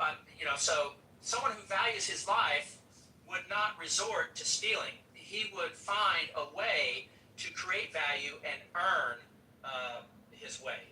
I mean, it depends on how you qualify stealing. Like, for example, if we talk about, the billionaires that exist on the planet, the vast majority of them, there is no fucking way they could have accumulated that amount of wealth without the exploitation of other individuals, right? Some of the wealthiest Western countries on the planet got that wealth from the resources extraction. Are you sure you want to die on that hill? Yeah, of other countries, right? Are you sure you want to die on the hill that 100% of all billionaires took advantage of it? That is not what I said. Okay, what did you say? I said the vast majority of the majority. Okay, go ahead. And there are countries, right, who became very wealthy through imperialist means, through extraction. That is completely different, right, and of a different character of the person who is starving on the street and steals bread. And also, again, it depends on the character of the stealing. If let's say a business throws away a bunch of food, let's say they're throwing away a bunch of food and they put it in their back garbage bin, and you go and you trash pick from that's technically stealing that from that building. But what if you need food, right? It's not a question of whether or not they value their life. It is a question of necessity and them extending their lives, and also a question of the collective morality of the society that you live under. So, it's not that cut and dry. It's not that black and white. I mean, they might not value honesty, which I think is the most very common thing to happen. They don't value honesty. It's not their life that they don't value. They don't value honesty, and then they're stealing because they feel that they can get away with it, right? Consequences. If you're poor and you need to steal food to live, you are not being dishonest. You're just. Yeah. That's one example of one thing that could happen. Someone who is very poor and to survive, then they need to steal. I agree, that's not dishonest. But then there is another example that your life doesn't depend on it, and you still want to steal because you want to have more money or car or whatever you're stealing. You just want to have it for you, and you can steal it because you don't value honesty as much as guess. I think it's kind of, I think what Brian's saying is kind of dumb. I'm a middle child, had a younger brother and an older sister, and growing up, my mom raised the three of us by herself, and she did her best job, but we didn't always have food, and my brother often went hungry, and like we were best buds. He would tell me, I'm hungry, and a lot of times my mom wasn't around, she's working a bunch of jobs, and so, I'm kind of responsible and some kind of ways. And he would tell me, I'm hungry, what can we eat? We would go check the kitchen and find that, there's just fucking nothing in there. Okay, so, of course I'm a child, I don't have any money, so I would go to the store and steal fucking bread, okay, and peanut butter so that we can make a sandwich for my little brother, all right? Now, if you're going to tell me that I don't value life because I did something like that when I was a child, well, fuck you, I'm sorry. I love you, Elliot.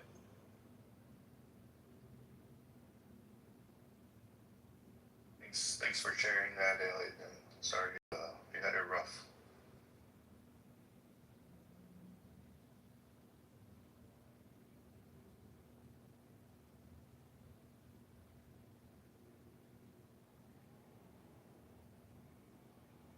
That comment was directed at Brian, but it's not here.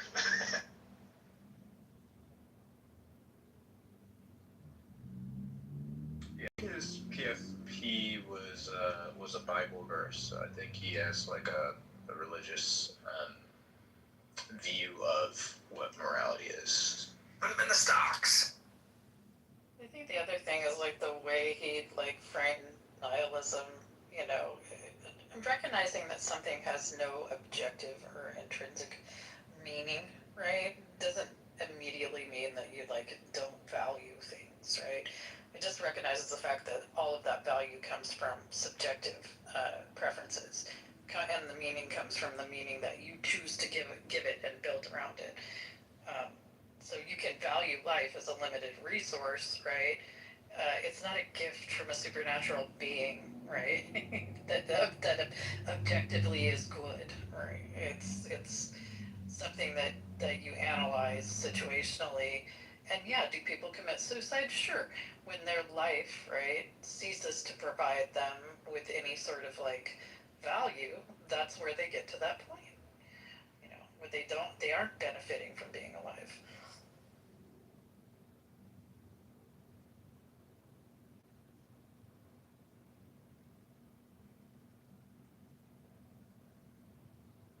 I think I also found it quite odd, he's not the first person I heard make this argument, but this kind of thing where you have to choose whether or not you value your existence, as if that's even that, there was never a point where I woke up and I was like, oh, I'm choosing to, want to live on Earth today, or I'm choosing to want to eat meat, or I'm choosing to, be straight or gay. It's not a choice. You just, you kind of exist here, and this is how you are. Oh, you're gonna go into free will now?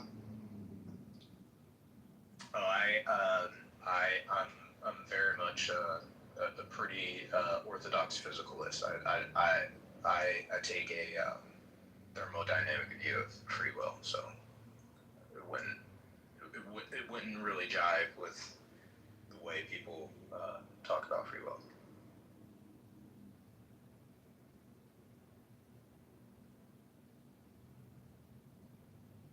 By the way, my brother, he's doing like extremely well. So he's been in the military for, I don't know, 19 years now. He's married, he has 2 kids. He's one of the best people, I've ever met. You know, I'd stack him against any of you members any day of the week. He's just an extremely upstanding human being, and I'm absolutely glad that I did what I did. Yeah. I'm also very proud of my brother, and I think he's better than your brother. I was going to say, you should think the same thing about yourself, Elliot. I've met a lot of people throughout the interwebs, and you're a pretty upstanding individual.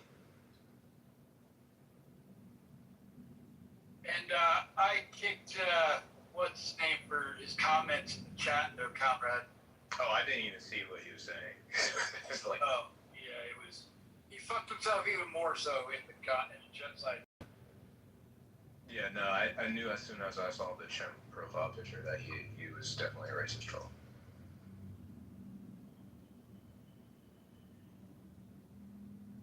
Who are we talking about? Sin? Thank you. You bet.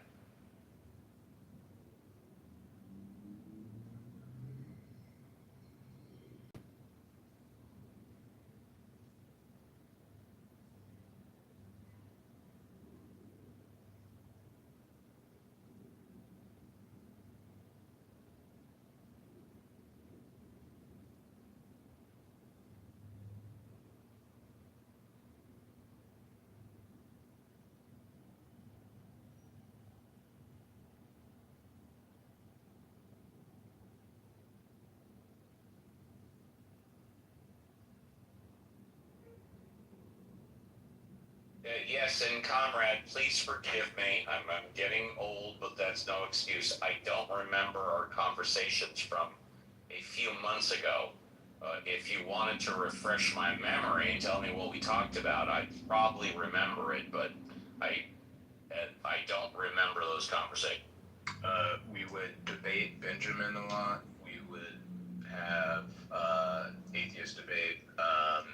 I met you because you were the only intelligent person in Talking Apes. Thank you. Yeah. Actually, if I may, with all due respect, JCC used to be another intelligent person in Apes, but I don't think he goes there too often. I think I saw him a day or two ago, you know. Wait, JCC, you were in Talking Apes. Yeah. What about Talking Apes? You were in it? What do you mean I was in it? I didn't know you went to the Talking Apes. Oh, yeah. I'm not a member of their house anymore, but I go in there on occasion. Jesus Christ. They're a bunch of dumbasses. Yeah, it's real good. And if you really want to be blown away, and I'm not blowing a confidence, Cora used to go into Talking Apes every so often as well, but she hasn't been in there in a long while because, and these are my own words, they fucking kicked the shit out of her, and I was totally pissed off about them. They probably kicked her because she was a woman that was smarter. They kicked the shit out of her because she's an intelligent human being, period, end of story. That's my humble. They're really sexist and homophobic. Yeah, there was a huge degree of misogyny involved.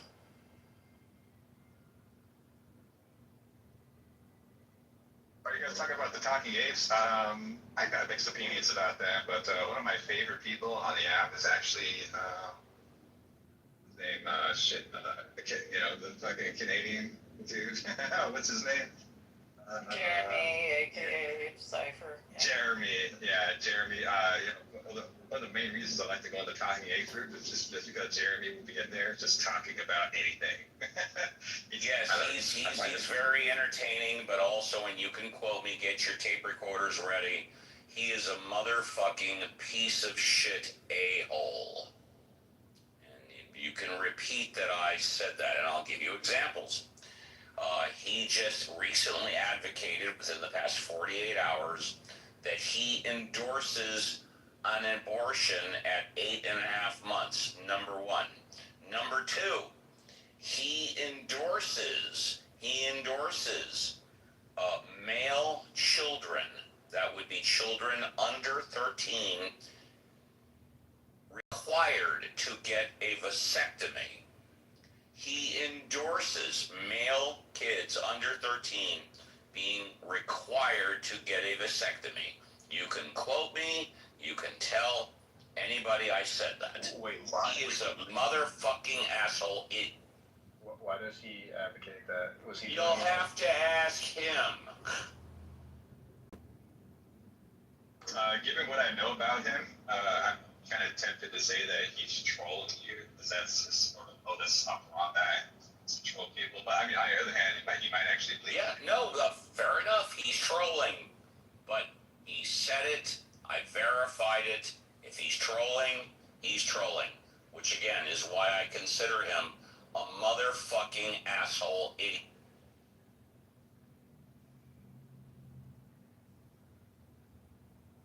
And replays are on right now, so there you have it.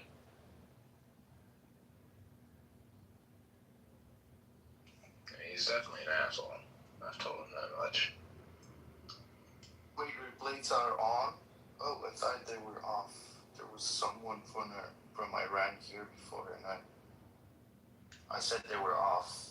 I see replay hidden from profile. Is that just like it hides it from the profile but it's still recording? Does anyone know of the mods how we can prevent this from like this replay from going up? Yeah, you might have just turned it off on your profile. You have to go to the three dots to the right and go down and find other replay options and then turn it off. Disable replays.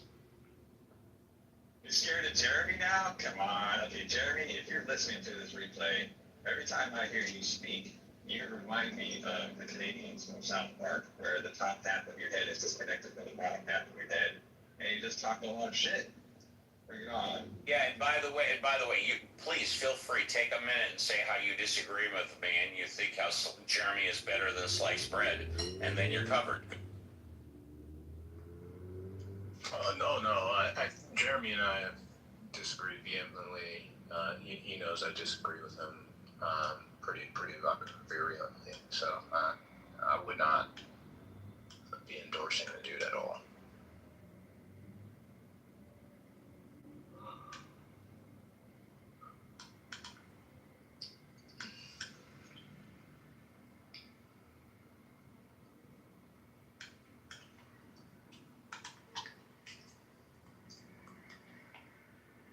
Yeah, I've got nothing to hide. I use my real name first and last. That's my real picture from last year. It's AI, like about 10 or 15%.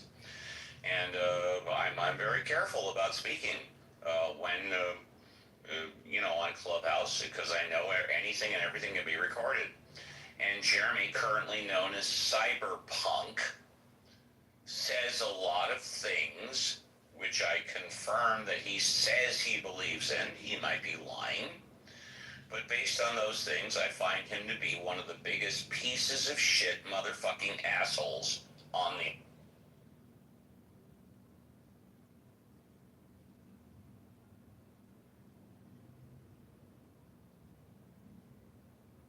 Watch out talking like that, Steve.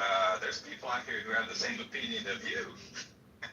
And that's okay, and I got no problem with that. And I totally get it. I encourage them to come on. I mean, I've been holding the same rooms on the weekend, Saturday and Sunday, for 3 hours for over 5 years. And anybody can come in and talk to me. And I use my real name. Anybody, if they want, can find me, which hopefully they don't. This is why I have a pit bull and a 9mm. So, but if anybody disagrees with me, I would prefer they just disagree with me on Clubhouse. And disagree with me? Let's talk. Which 9mm you have? I have a Glock 17. Oh, it's beautiful. Thank you.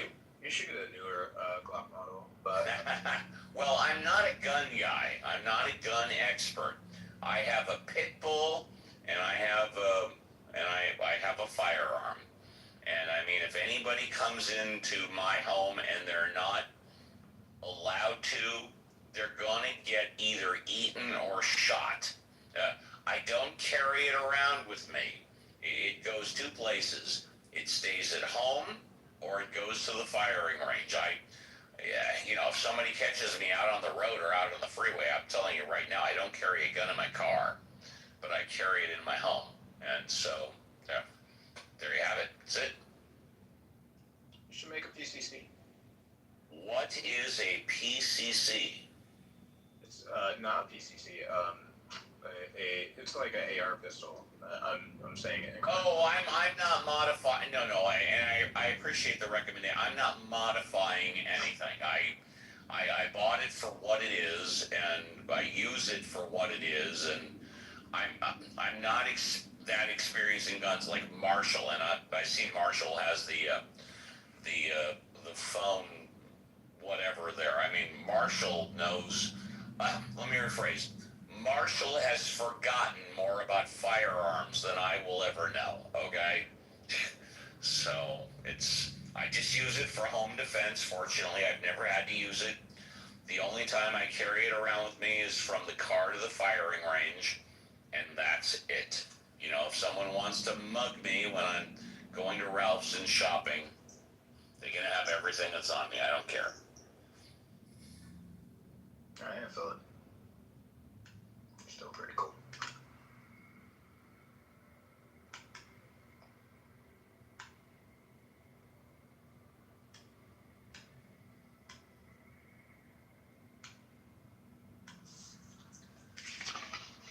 Steve, if somebody tried to mug you at the Ralph's, they'd probably get a lesson in employment labor law. Yeah, right.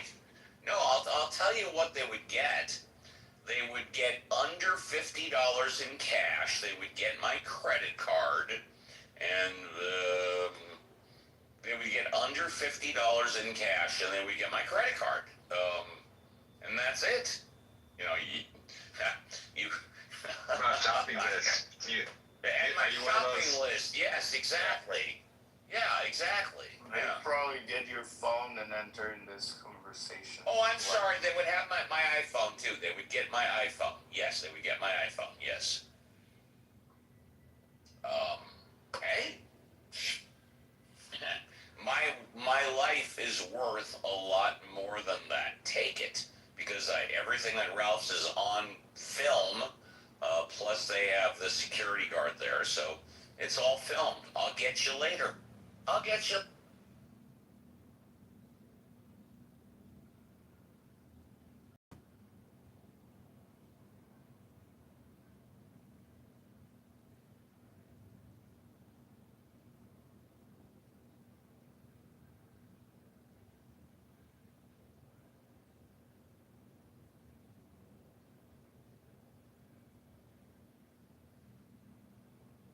Thanks for fighting for your little brother. That's cool. And the rest of your family. Been in similar situations too. He's my baby brother, man. What else have I got to do? Now he's a special forces medic. He's gonna retire pretty soon. He's basically just doing training. He goes around the country and he trains. There's only a handful of people that do that. Oh, that's cool. Well, Miguel's in the audience. He knows about this kind of stuff. He has experience. Yeah, no, Miguel definitely does.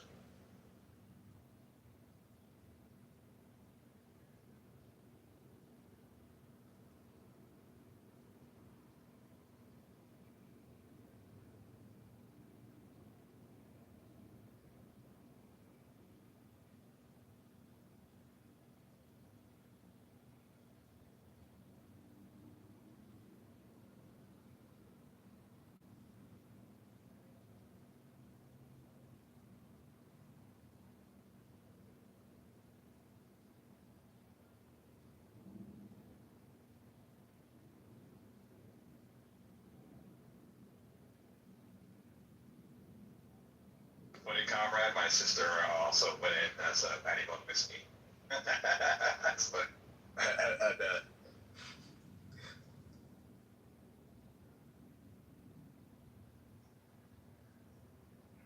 Well, it seems that the room kind of die off. I think it's a good stopping point.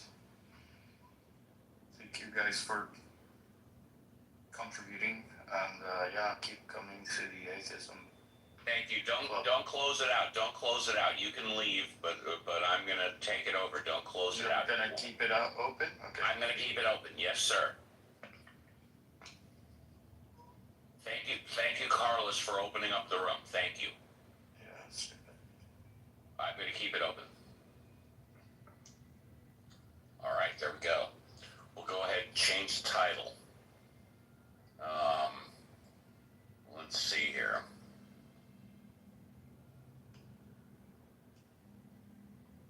We'll start off by making it open.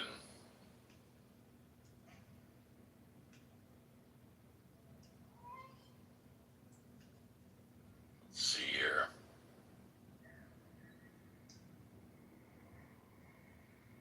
Open.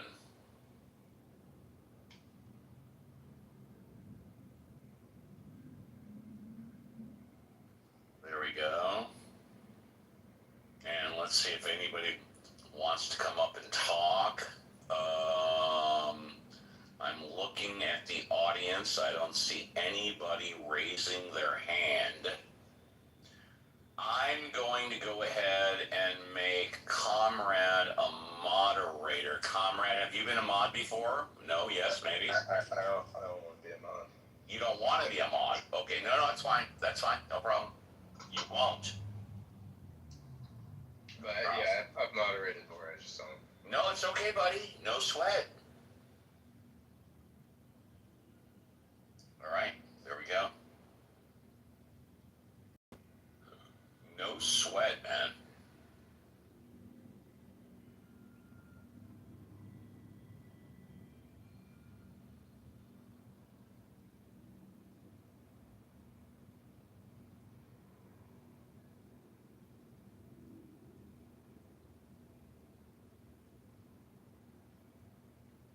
I might drop anyway. We're supposed to get a Draco here, and it's expected to be quite severe. It's probably going to produce tornadic producing storm. Go observe it real quick. Are you going underground? There's no option. That's not how the buildings are constructed here. Right. But we are at the topmost point of the hill. And also, if a tornado, because when I was a little kid, I used to study meteorology because I'm autistic. Where we are, if a tornado is generated, it's unlikely it would be very strong. It'd probably be like an F1 or F2. Mostly gonna worry about flooding, but it doesn't seem too bad right now. The clouds were too fast moving, so I don't think it was able to really form well.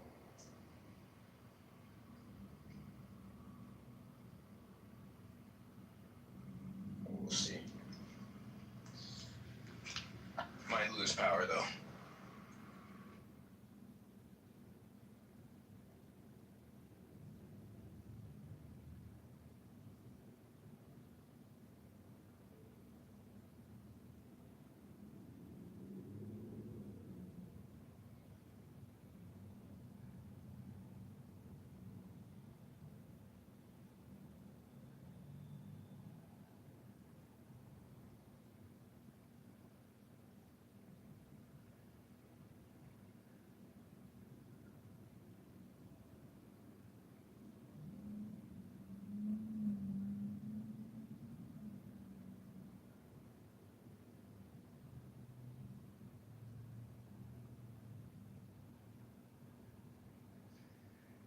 You could embrace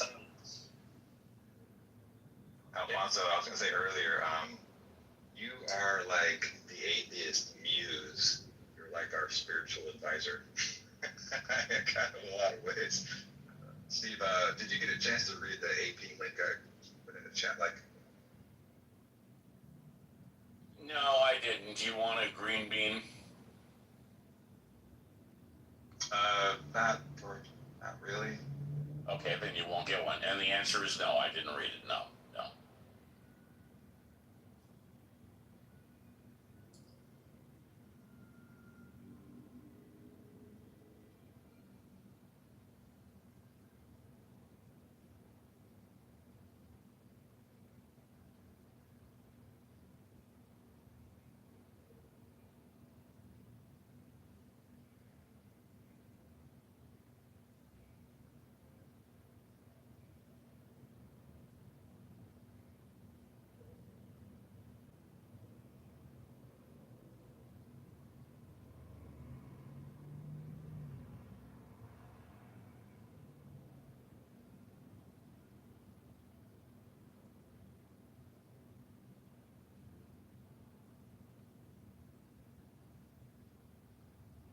Just check my hallway, and there's another room that says, Does God Exist? I'm thinking maybe I should retitle this one, Does God Exist? What do y'all think? Yes, no, maybe? Yeah, go for it. All right, I'm going to do it.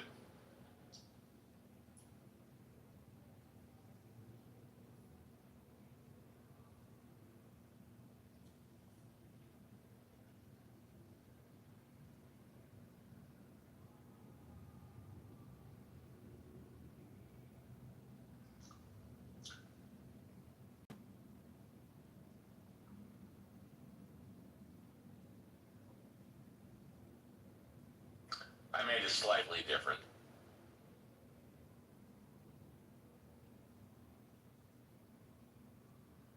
I think the topic's like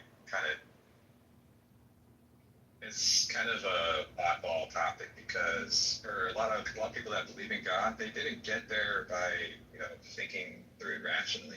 They're sort of convinced by the people that they trust, their family, their friends, their fellow church members, that kind of thing, and they all kind of believe in the same thing, and they didn't arrive at that by thinking rationally, analyzing facts and stuff like that. So when we have that kind of conversation, it's almost kind of a silly effort, in some kind of way.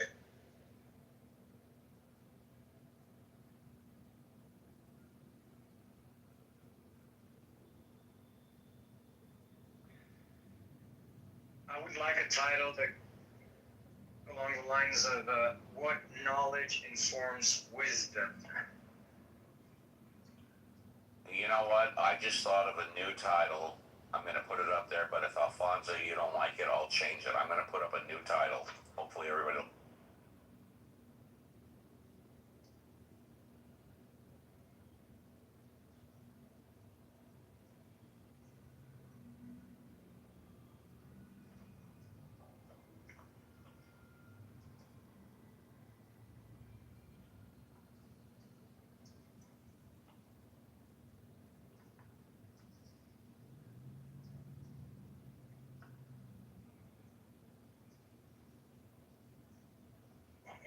Well, we're putting money on the line now? What the hell?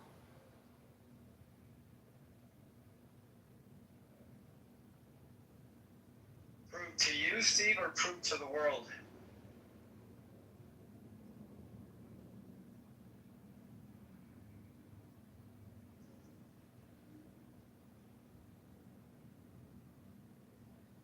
Oh, I would say you can prove it to me or prove it to the media.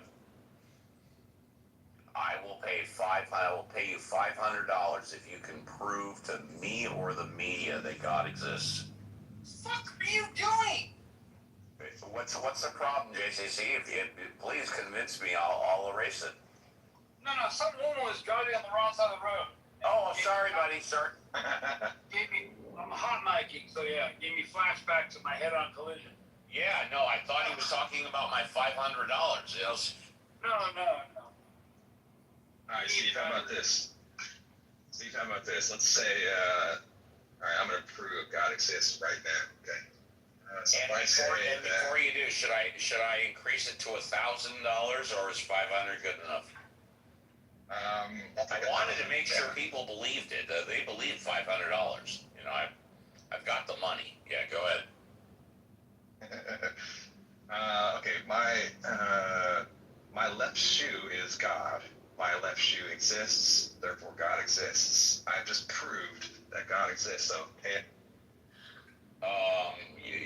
You don't even ask whether or not you proved. You just think because you did that you proved God exists. In argument form, he did.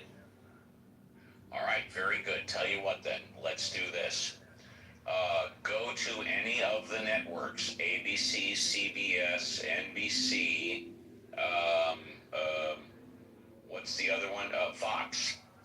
Tell them that you proved God exists and have them run a news story that there is, gentlemen that proved God exists, and I'll pay you the $500 immediately.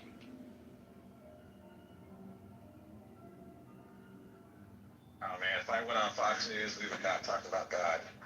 We would be talking about left-wing liberal stuff, probably.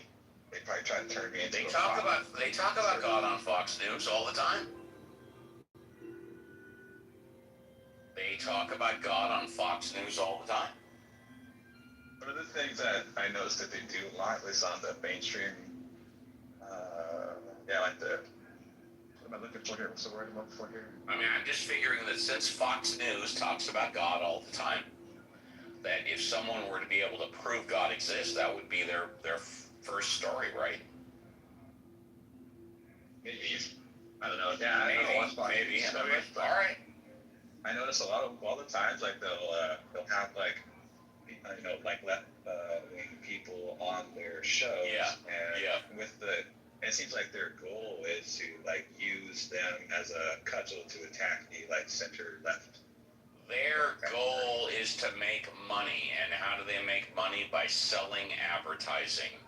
Eaton, sorry I had to cut you short on this morning's show. I love your contributions. Come in earlier tomorrow.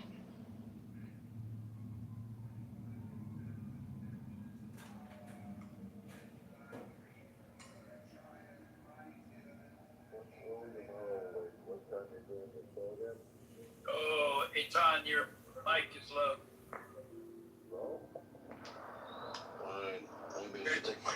There you go. So what time you're out there in the West, right?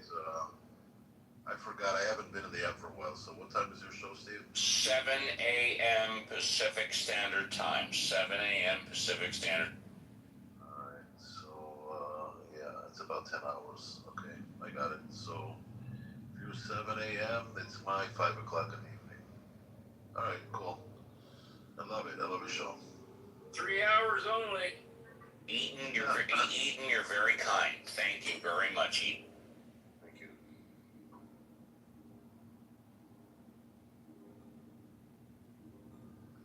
So what's going on in this room? So what are we talking about? We're talking about Aton. It's one of my favorite subjects. What are you up to? Nice. It's just your part of the world. Saturday night here, and I kind of got stood up for a date tonight, so I'm just chilling home. Shabbat Shalom. Well, she had a good reason for not coming, so that's cool. But Shalom's always good. Shalom's a good idea. Anybody have any cocktail suggestions while we're at the bar? Anybody got a favorite? Temple. Vodka martini, shaken, not stirred. Oh, I got James Bond. Was that right? Was this a vodka martini? I know the shaken and not stirred bit, that for sure. Shaken, not stirred, James Bond. Yeah. Margarita's always a good hit. Or if you like bourbon, get yourself an old fashioned. But here's the thing I'm going to probably for a little later on in the conversation. You know, they always talk about who was the best Bond. So, does anybody want to just say quickly was it... Sean Connery. Yeah, I think all the alpha males are going to say that. Yeah, except for me, I'm going to say Roger Moore. Yeah. Because Roger Moore was James Bond when I was getting into my teenage years. So, for me, it's Roger Moore. That's exactly when I started watching the Bond flicks. What was that, from 73, I think? He was there from 73 to 85 or something like that. And of course, we had Paul McCartney, Live and Let Die, which was also Roger Moore, the greatest Bond song of all time. But you see, he added something different. Eddie, like, you take Sean Connery, and he's a tough guy being a tough guy. But now you've got something with Roger Moore. He's like an elegant guy being a tough guy. And you got like both sides of the coin there, I think. It's kind of intriguing. No? Yes. So he's like the intelligent man's tough guy, you know. Also, wasn't Roger Moore the spy who loved me as well, or no? Yes. Okay, so you had Roger Moore, Live and Let Die, and Roger Moore, The Spy That Loved Me. In my humble opinion, the two best theme songs of the James Bond. All right, okay. Theme songs. Don't forget Octopussy. Well, what was the theme song? I don't know. I like the. Okay, fine. Because the Spy That Loved Me was Carly Simon. And then You Live and Let Die was Paul McCartney, and they were both Roger Moore, yeah. But it wasn't a theme song that got me. By Paul McCartney, by the way. It was the Say again. Phenomenal song, Live and Let Die. Yes. Great song, phenomenal song. Yeah. No, that was definitely McCartney. Yeah, that was but Carly Simon doing, what was it, Stargate, you said? No, I didn't say Stargate. I said Carly Simon was The Spy Who Loved Me. Oh, yeah, okay, I'm gonna go. And also, by the way, Roger Moore, his female nemesis was named Octopussy, right? We said that? No? Yes. Yeah, absolutely. I remember Can't go wrong with a woman named Octopussy, please. Good things come in eggs. That's right. Well, what's that? Okay, let's go with the Bond girls. Okay, we're already there. Which was your favorite Bond girl from all those movies? Hold on. Before we go there, hold on. Before we go there, let's go to who is to be the next Bond girl. Okay? This is what is all over the internet. It's not confirmed. And this is what I want. Who do you think should be the next Bond girl? I clearly know. You know, like who you think, or you know? I know who I want. It's not who I think it's going to be. It's who I want.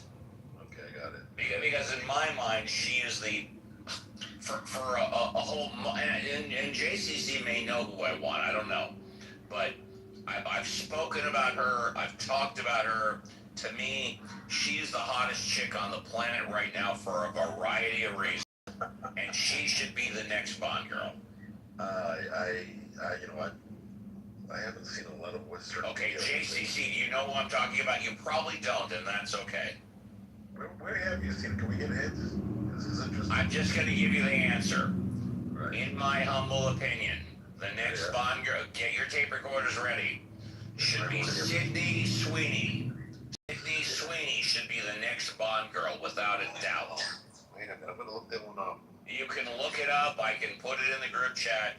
Sydney Sweeney, Sydney. Sydney Sweeney. That should be the next Bond girl. I love Sydney Sweeney. I'm infatuated with Sydney Sweeney. I think overall, she is the hottest woman on the fucking planet Earth. But you know what? I'm whack. No, I'm looking at her right now. She's got something interesting in her eyes. You know, it's looking at you. And by the way, just so you know, you don't have to ask. Sydney Sweeney is all natural with 0 tattoos. Just saying. Oh, she's a woman after my heart. Unbelievable. Yeah.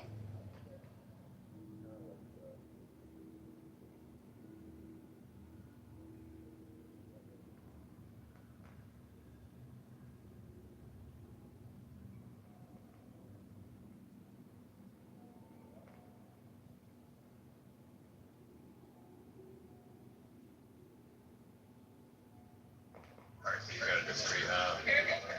That title actually goes to Salma Hayek. Selma Hayek's got to be like 55 years old. Don't get me wrong, I love Selma Hayek.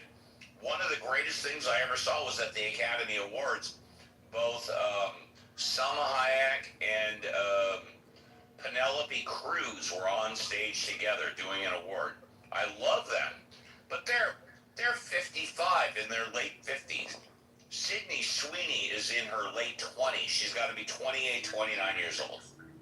You know, if we're gonna go with middle-aged Latin women, I never got over my super crush on Eva Longoria, is it? Oh, yeah. Yeah, Longoria. Yeah, and you know what? Longoria. Eva Longoria, and you know, I haven't done it in a while, but I'm going to do it here. You guys talk for a few minutes. She dated, or married to, what's the name from the Spurs? What, she's married to who? One of the Spurs players. Right, okay, let's, yeah, I know what you're talking about. I forgot his name. He was one of the shorter guys, point guard. Yeah, which kind of reminds me, you remember that group called The Cars? Yes. He was dating, what was her name? Polina Porizkova. Remember her? Yep. Czech model. Smoking hot. Yeah, but, my God. Well, is she in some of the videos? Well, I think she is, yeah. Yeah. Total waste if that she wasn't, but every now and then they put the women on the videos, like Steve Perry, who had that girlfriend named Sherry or something like that. Yep. Yeah. I think Adam Sandler put his wife in some of those movies too. Why not? And I think that Quentin Tarantino, I met him several times at the Tel Aviv, the Cinematheque, and he did his hot wife, Daniela, and he put her in a movie too. So there are benefits to being married to some famous guy, I guess.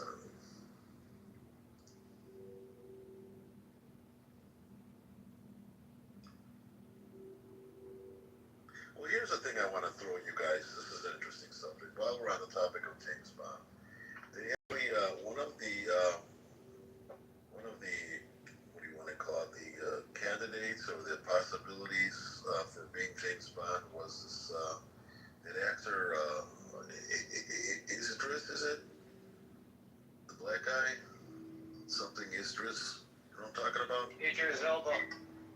Yeah, Idris Elba, right. He was up for, or they considered, and Mr. Roger Moore said, no, it just will never happen. It can't happen. And I don't think he was being a racist, but he said that James Bond can't be him. And I think he said James Bond has to come from England, and he has to come from royalty or something like that. Does that make any sense to people, or did you go with that sentiment, or do you have anything to say about it? No? Yeah, I heard about that. They were considering Idris Elba for James Bond. I think he's pretty damn good. He would be good. I think probably the best thing, probably one of the best things, smartest things Quentin Tarantino has ever done is to write and direct a movie where he writes himself into the role of putting Salma Hayek's toes into his mouth. Okay, that's him. Oh my God! You know what movie was that? I do remember seeing a clip on that. From Dusk Till Dawn, the first one. Oh, I mean, that's the one I didn't see, but you wonder about that. The guy, the guy's a big toe fetish or foot fetish, right? I mean, how did she consent to that? I mean, I don't know, but isn't that wonderful? You can write your own scenes. Yeah, I don't know how he did it, but he did it. She's kind of known in the foot fetish world to have like decent guess. I don't know. But he doesn't like talking about it. What's his name? Quentin Tarantino. They'll ask him about it and he'll lose it. Go figure. If you're that sensitive, why are you? I don't. I don't know. Is he? What's the deal with that? What is that? That's like an artistic thing. Because some people say that's just like signature. You know you're going to see a foot scene in a Tarantino movie. He denies being anything obsessed with that, but I don't think you can deny that. I don't know.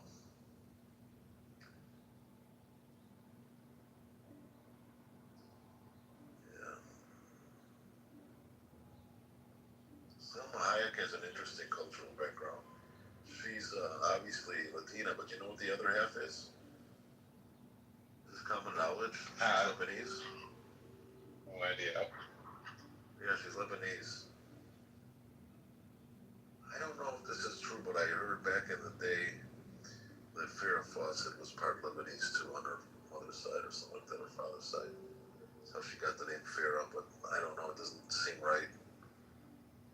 You know who Farrah Fawcett is? Anybody here? Yeah, she's like, I don't know how old she is, but she's one of the original, like, Playboy. Farrah Fawcett is dead. Yeah. Yeah, she died on that same weekend that Michael Jackson died, but she was part of Charlie's Angels, and she was one of the original Playboy girls, and she was one of the original two-piece bikinis that was showing her nipple. Yeah.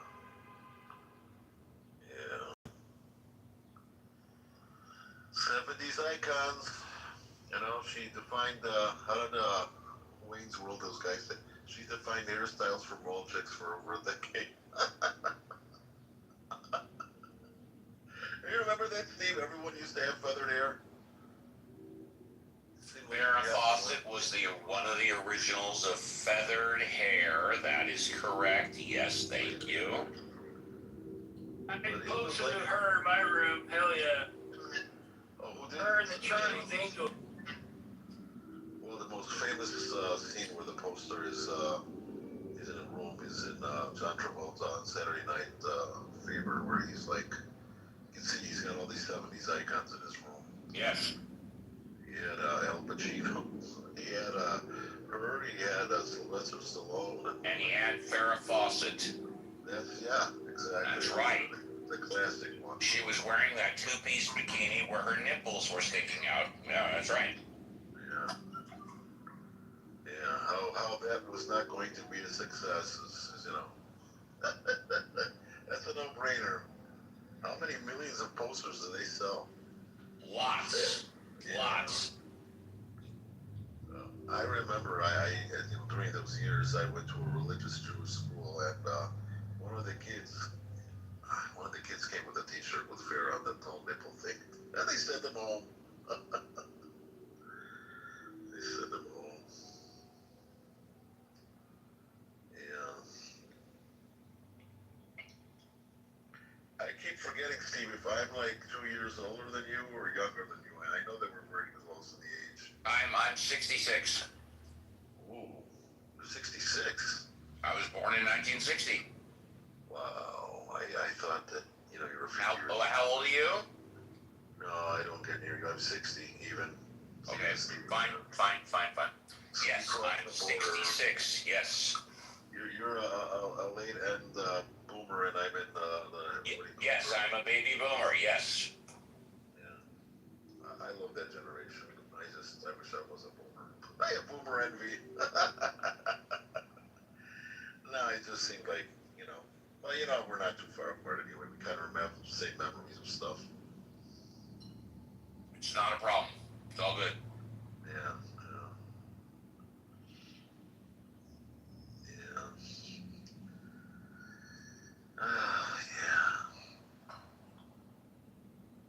So, you guys getting any of that air from Canada? My brother is in Chicago, and he's telling me that they're getting this burnt air smell from Canada or something. You guys know anything about that? Yeah, there's a huge brush fire in Canada. They talked about it on the show this morning. that's taking up the northeast part of America as well as the as far as Ohio. Yes. Yeah. Yeah, well, you never know, all this crap that we put up with. We had Corona, now we've got these fires. And, it reminds me of that Leonard Cohen song. You know which one I'm talking about? You know that song, Who by Fire? Anybody? No Leonard Cohen fans in the room? Yeah, I know Leonard Cohen, but I don't know that song.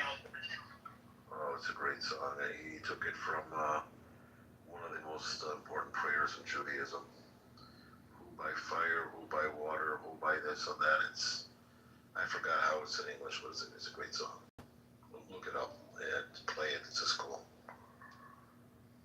You won't be disappointed.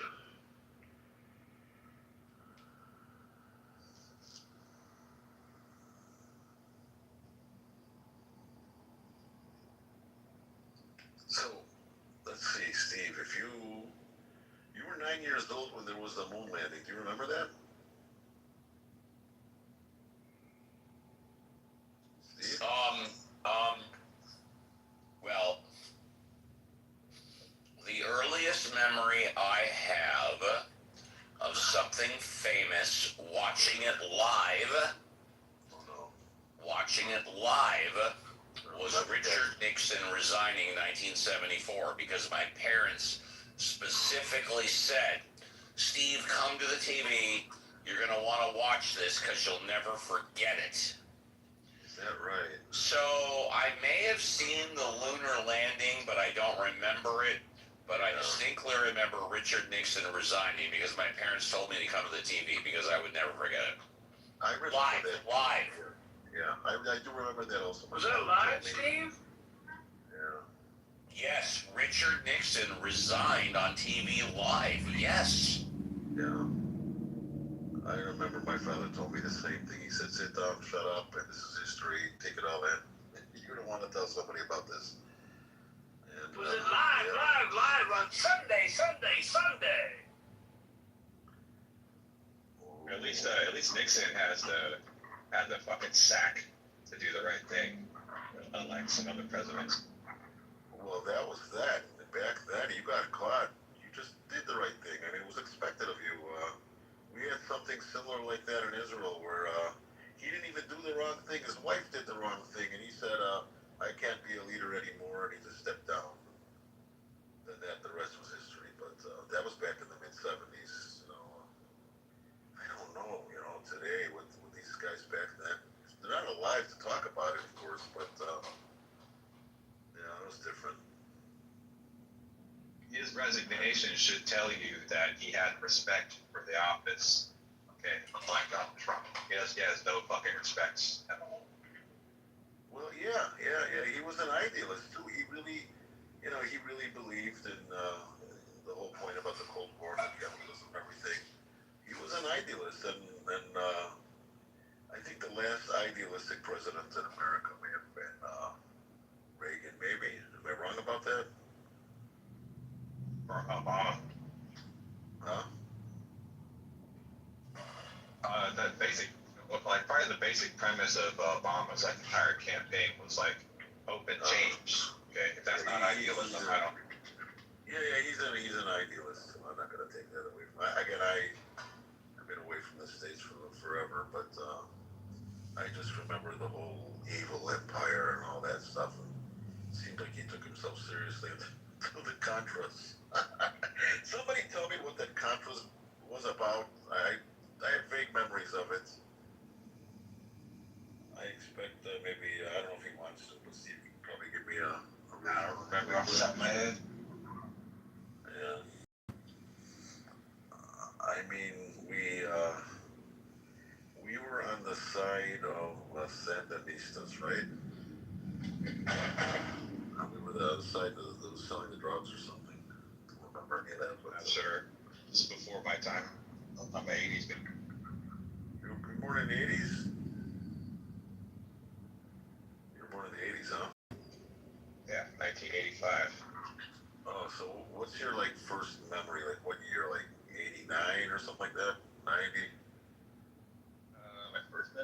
was sitting on a bench with my friends at an after school. It's my first memory.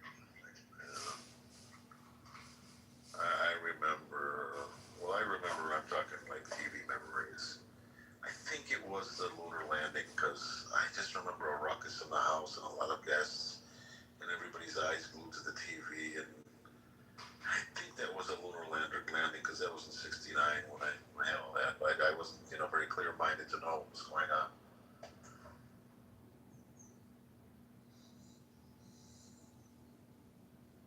I remember Nixon's speeches in '71.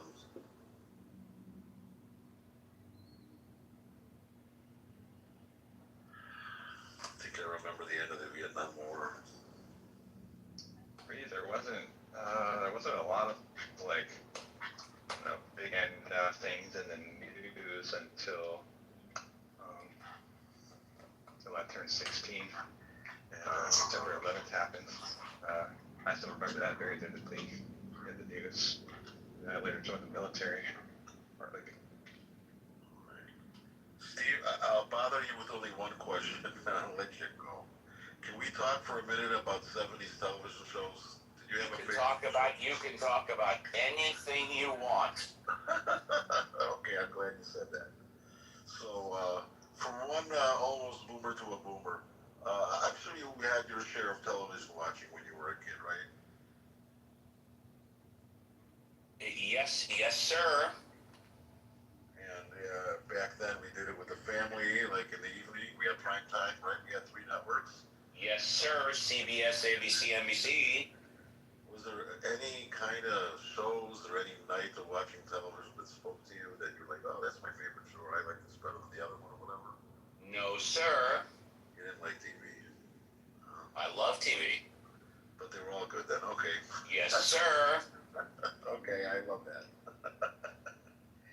Well, my favorite show, I loved All in the Family. Yes, sir. Oh, I would laugh all week long at that. Yes, sir. Oh, yeah, everything there. His acting and the script writing and the malapropisms, you know what I'm talking about? The way he screw up words. He'd say things like, it's not German to the conversation, or he'd say, oh, this is a good one. Let's circumcise our watches. You're talking about Archie Bunker. Yes, Archie, and as half-witted as he was, his wife may have been more half-witted than him, or more or less witty, whatever, than him, but she was the good-hearted, slow person, and he was who he was. I used to love that show. Yeah, I had that, I was really shocked to find out what happened to Rob Reiner. Is it Rob Reiner? I keep getting them mixed up. Rob Reiner is the son, right? Rob Reiner was Michael Stivic, a.k.a. Meathead. Yeah.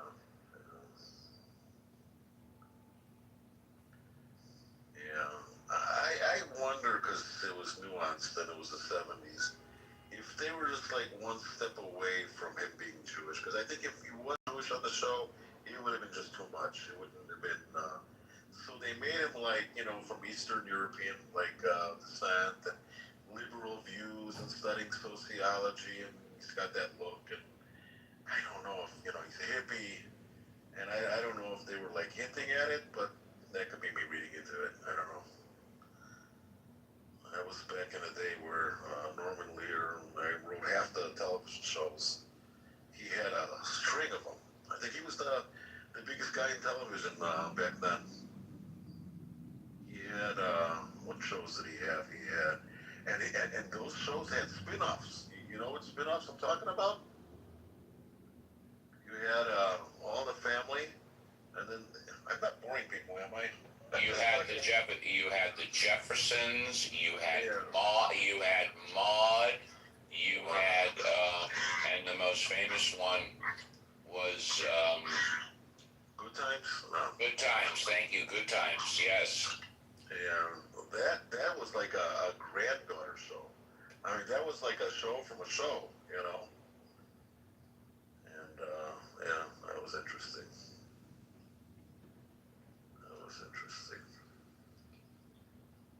Then there was some other shows like Mary Tyler Moore. That was a good show. They all had like this the politics of the day in their show. You know, Mary Tyler Moore was all about the feminism and the woman moving up and being independent and not being married and all that. Back then, everything was like a shocker. You know. Some of the shows I remember as a kid were Star Trek: The Next Generation, Saturday morning cartoons. Let's see what else. Yeah, what's another one? Got some other ones. Reading Rainbow. Was a little Yeah. You break it up. I don't hear you. Yeah, my bad. I got an orange bar over here, so. Yeah. But they were all family shows. Every show had a family, and I think they stopped doing that around the mid-70s. They got into other shows. I think that the breakthrough show with that was Three's Company. And that was a pretty revolutionary show for the day.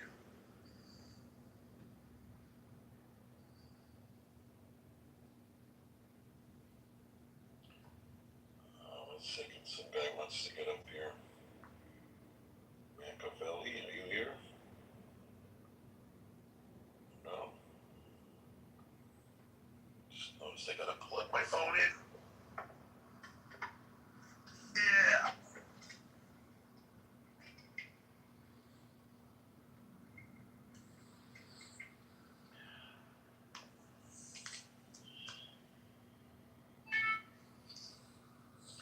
You got that airtime. So I'm just gonna keep on yapping. So anybody wanna say something about the elections coming up? Or is that like we don't wanna talk about?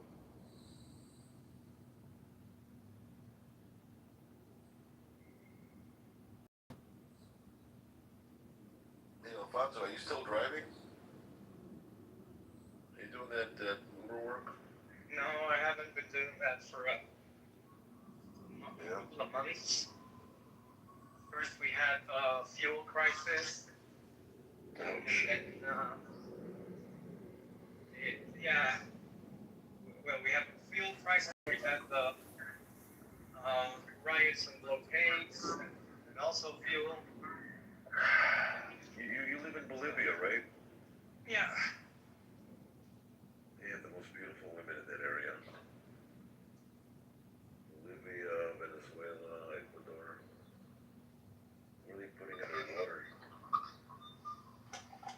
Well, it depends on where you look, I suppose. Yeah. You know, we used to say, like in Chicago, I don't know, this is true everywhere, but the perfect woman, okay, I used to say that Mexican women were well endowed up top, and Puerto Rican women had in the back, you know, their nice round firm, and the perfect woman was like the integration of both of them. Yeah. Yeah. I'm so glad you brought that up. I'm so glad you brought that up, especially since you brought up, I think, Mary Tyler Moore. Yes.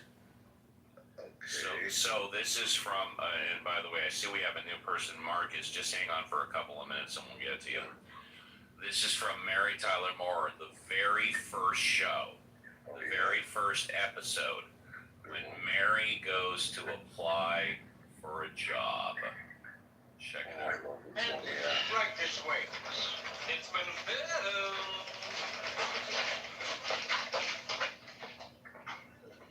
Do you have any idea when Mr. Grant will be back?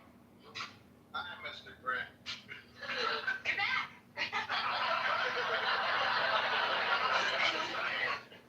Look, miss, I'm just about to have a drink and I wouldn't mind some company. Want one? Oh, no, thank you. Miss, I wouldn't mind some company. Well, all right, I'll have a brandy Alexander.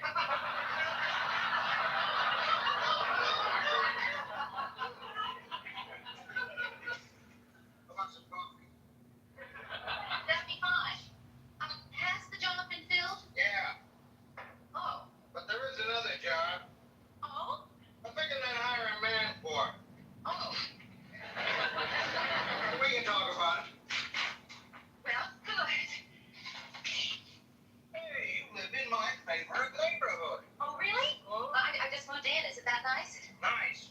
Some of the best saloons in town are over there. How old are you? 30. No hedging. So how old do I look? Why hedge? How old do I look? 30. What religion are you?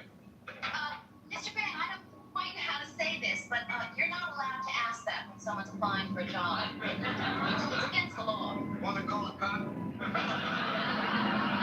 No. Yeah. Would you think I was violating your civil rights if I asked if you're married? Presbyterian. Well, I decided I'd answer your religion questions. Divorced? No. Never married? No. Why? Why? You type? Mr. Grant, there's no simple answer to that question. Yes, there is. How about, no, I can't type, or yes, I can? There's no simple answer to why a person isn't married. How many different reasons can there be? 65. Parts per minute. My typing question. Yes. Look, miss, would you try answering the questions as I ask them? Yes, Mr. Grant, I will, but it does seem that you've been asking a lot of very personal questions that don't have a thing to do with my qualifications for this job. You know what? You've got spunk. Well, I hate spunk. Tell you what, I'll try you out for a couple of weeks, see if it works out. If I don't like you, I'm firing. You don't like me, I'm firing. that certainly seems fair. What's the job? The job is that of associate producer. Associate? Something wrong? No, I like it. Associate producer? The job pays $10 less a week than a secretarial job. That'd be fine. If you can get by on 15 less a week, I'll make you producer. No, I think all I can afford is associate producer. Start them off.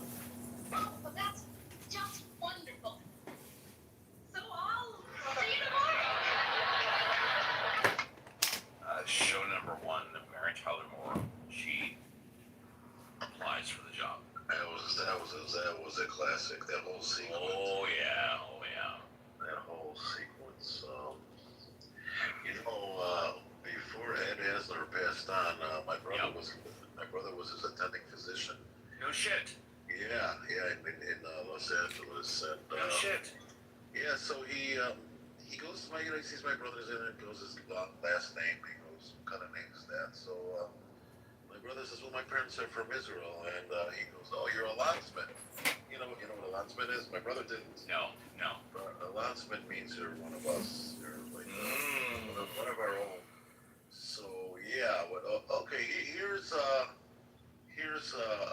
Ed Asner quick trivia question, and it's almost like the question itself lends itself to the answer because there's not a lot to choose from. Yeah. What miniseries, 2 of them, did he play in the 70s? Roots. There you go. Roots. Okay. Because they said miniseries, or because you know which part he played? He played the captain of the slave ship. There you go. Very good. Very good. Okay, and then he played in another one of my favorites. It's dear to my heart. He played in another miniseries. I don't know which one came first. One of them started the whole miniseries. He wasn't in Rich Man, Poor Man, was he? Oh, there he was. Oh, he was. What did he play? He played the father, if I'm not mistaken. Okay, got it. Rich Man, Poor Man. Sure. Peter Strauss. And, Peter Strauss and Ned Nolte. Nick Nolte and Peter Strauss. Yeah, I also read the book. It was really. Yep. If I'm not mistaken, the guy who wrote that was a famous socialist guy. And if you look at that miniseries, there's like socialism, innuendos. They're not anything evil. Well, Roots was Alex Haley. I laugh because there's a scene where, actually he wrote for Playboy, right? there's a scene where his father gets on his case. Oh, okay. But in Rich Man Poor Man, I'm forgetting now why I brought Rich Man Poor Man. Well, look, I'll give you half an answer. LeVar Burton was the original Kunta Kinte. He was the older Kunta Kinte. Oh, wait a minute. Okay, was he Well, actually, he was in a regular TV show about 5 to 10 years.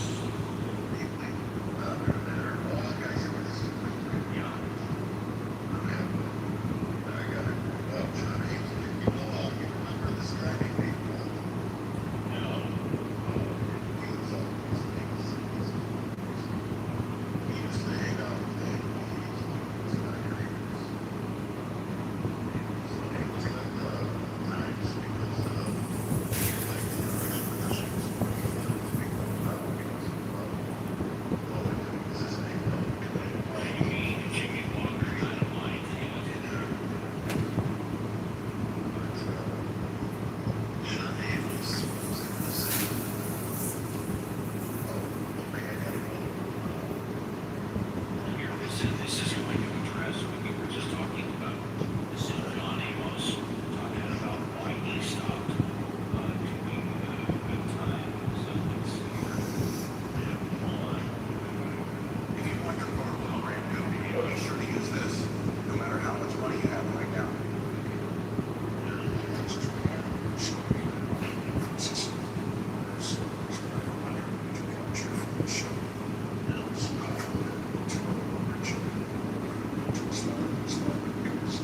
Justice.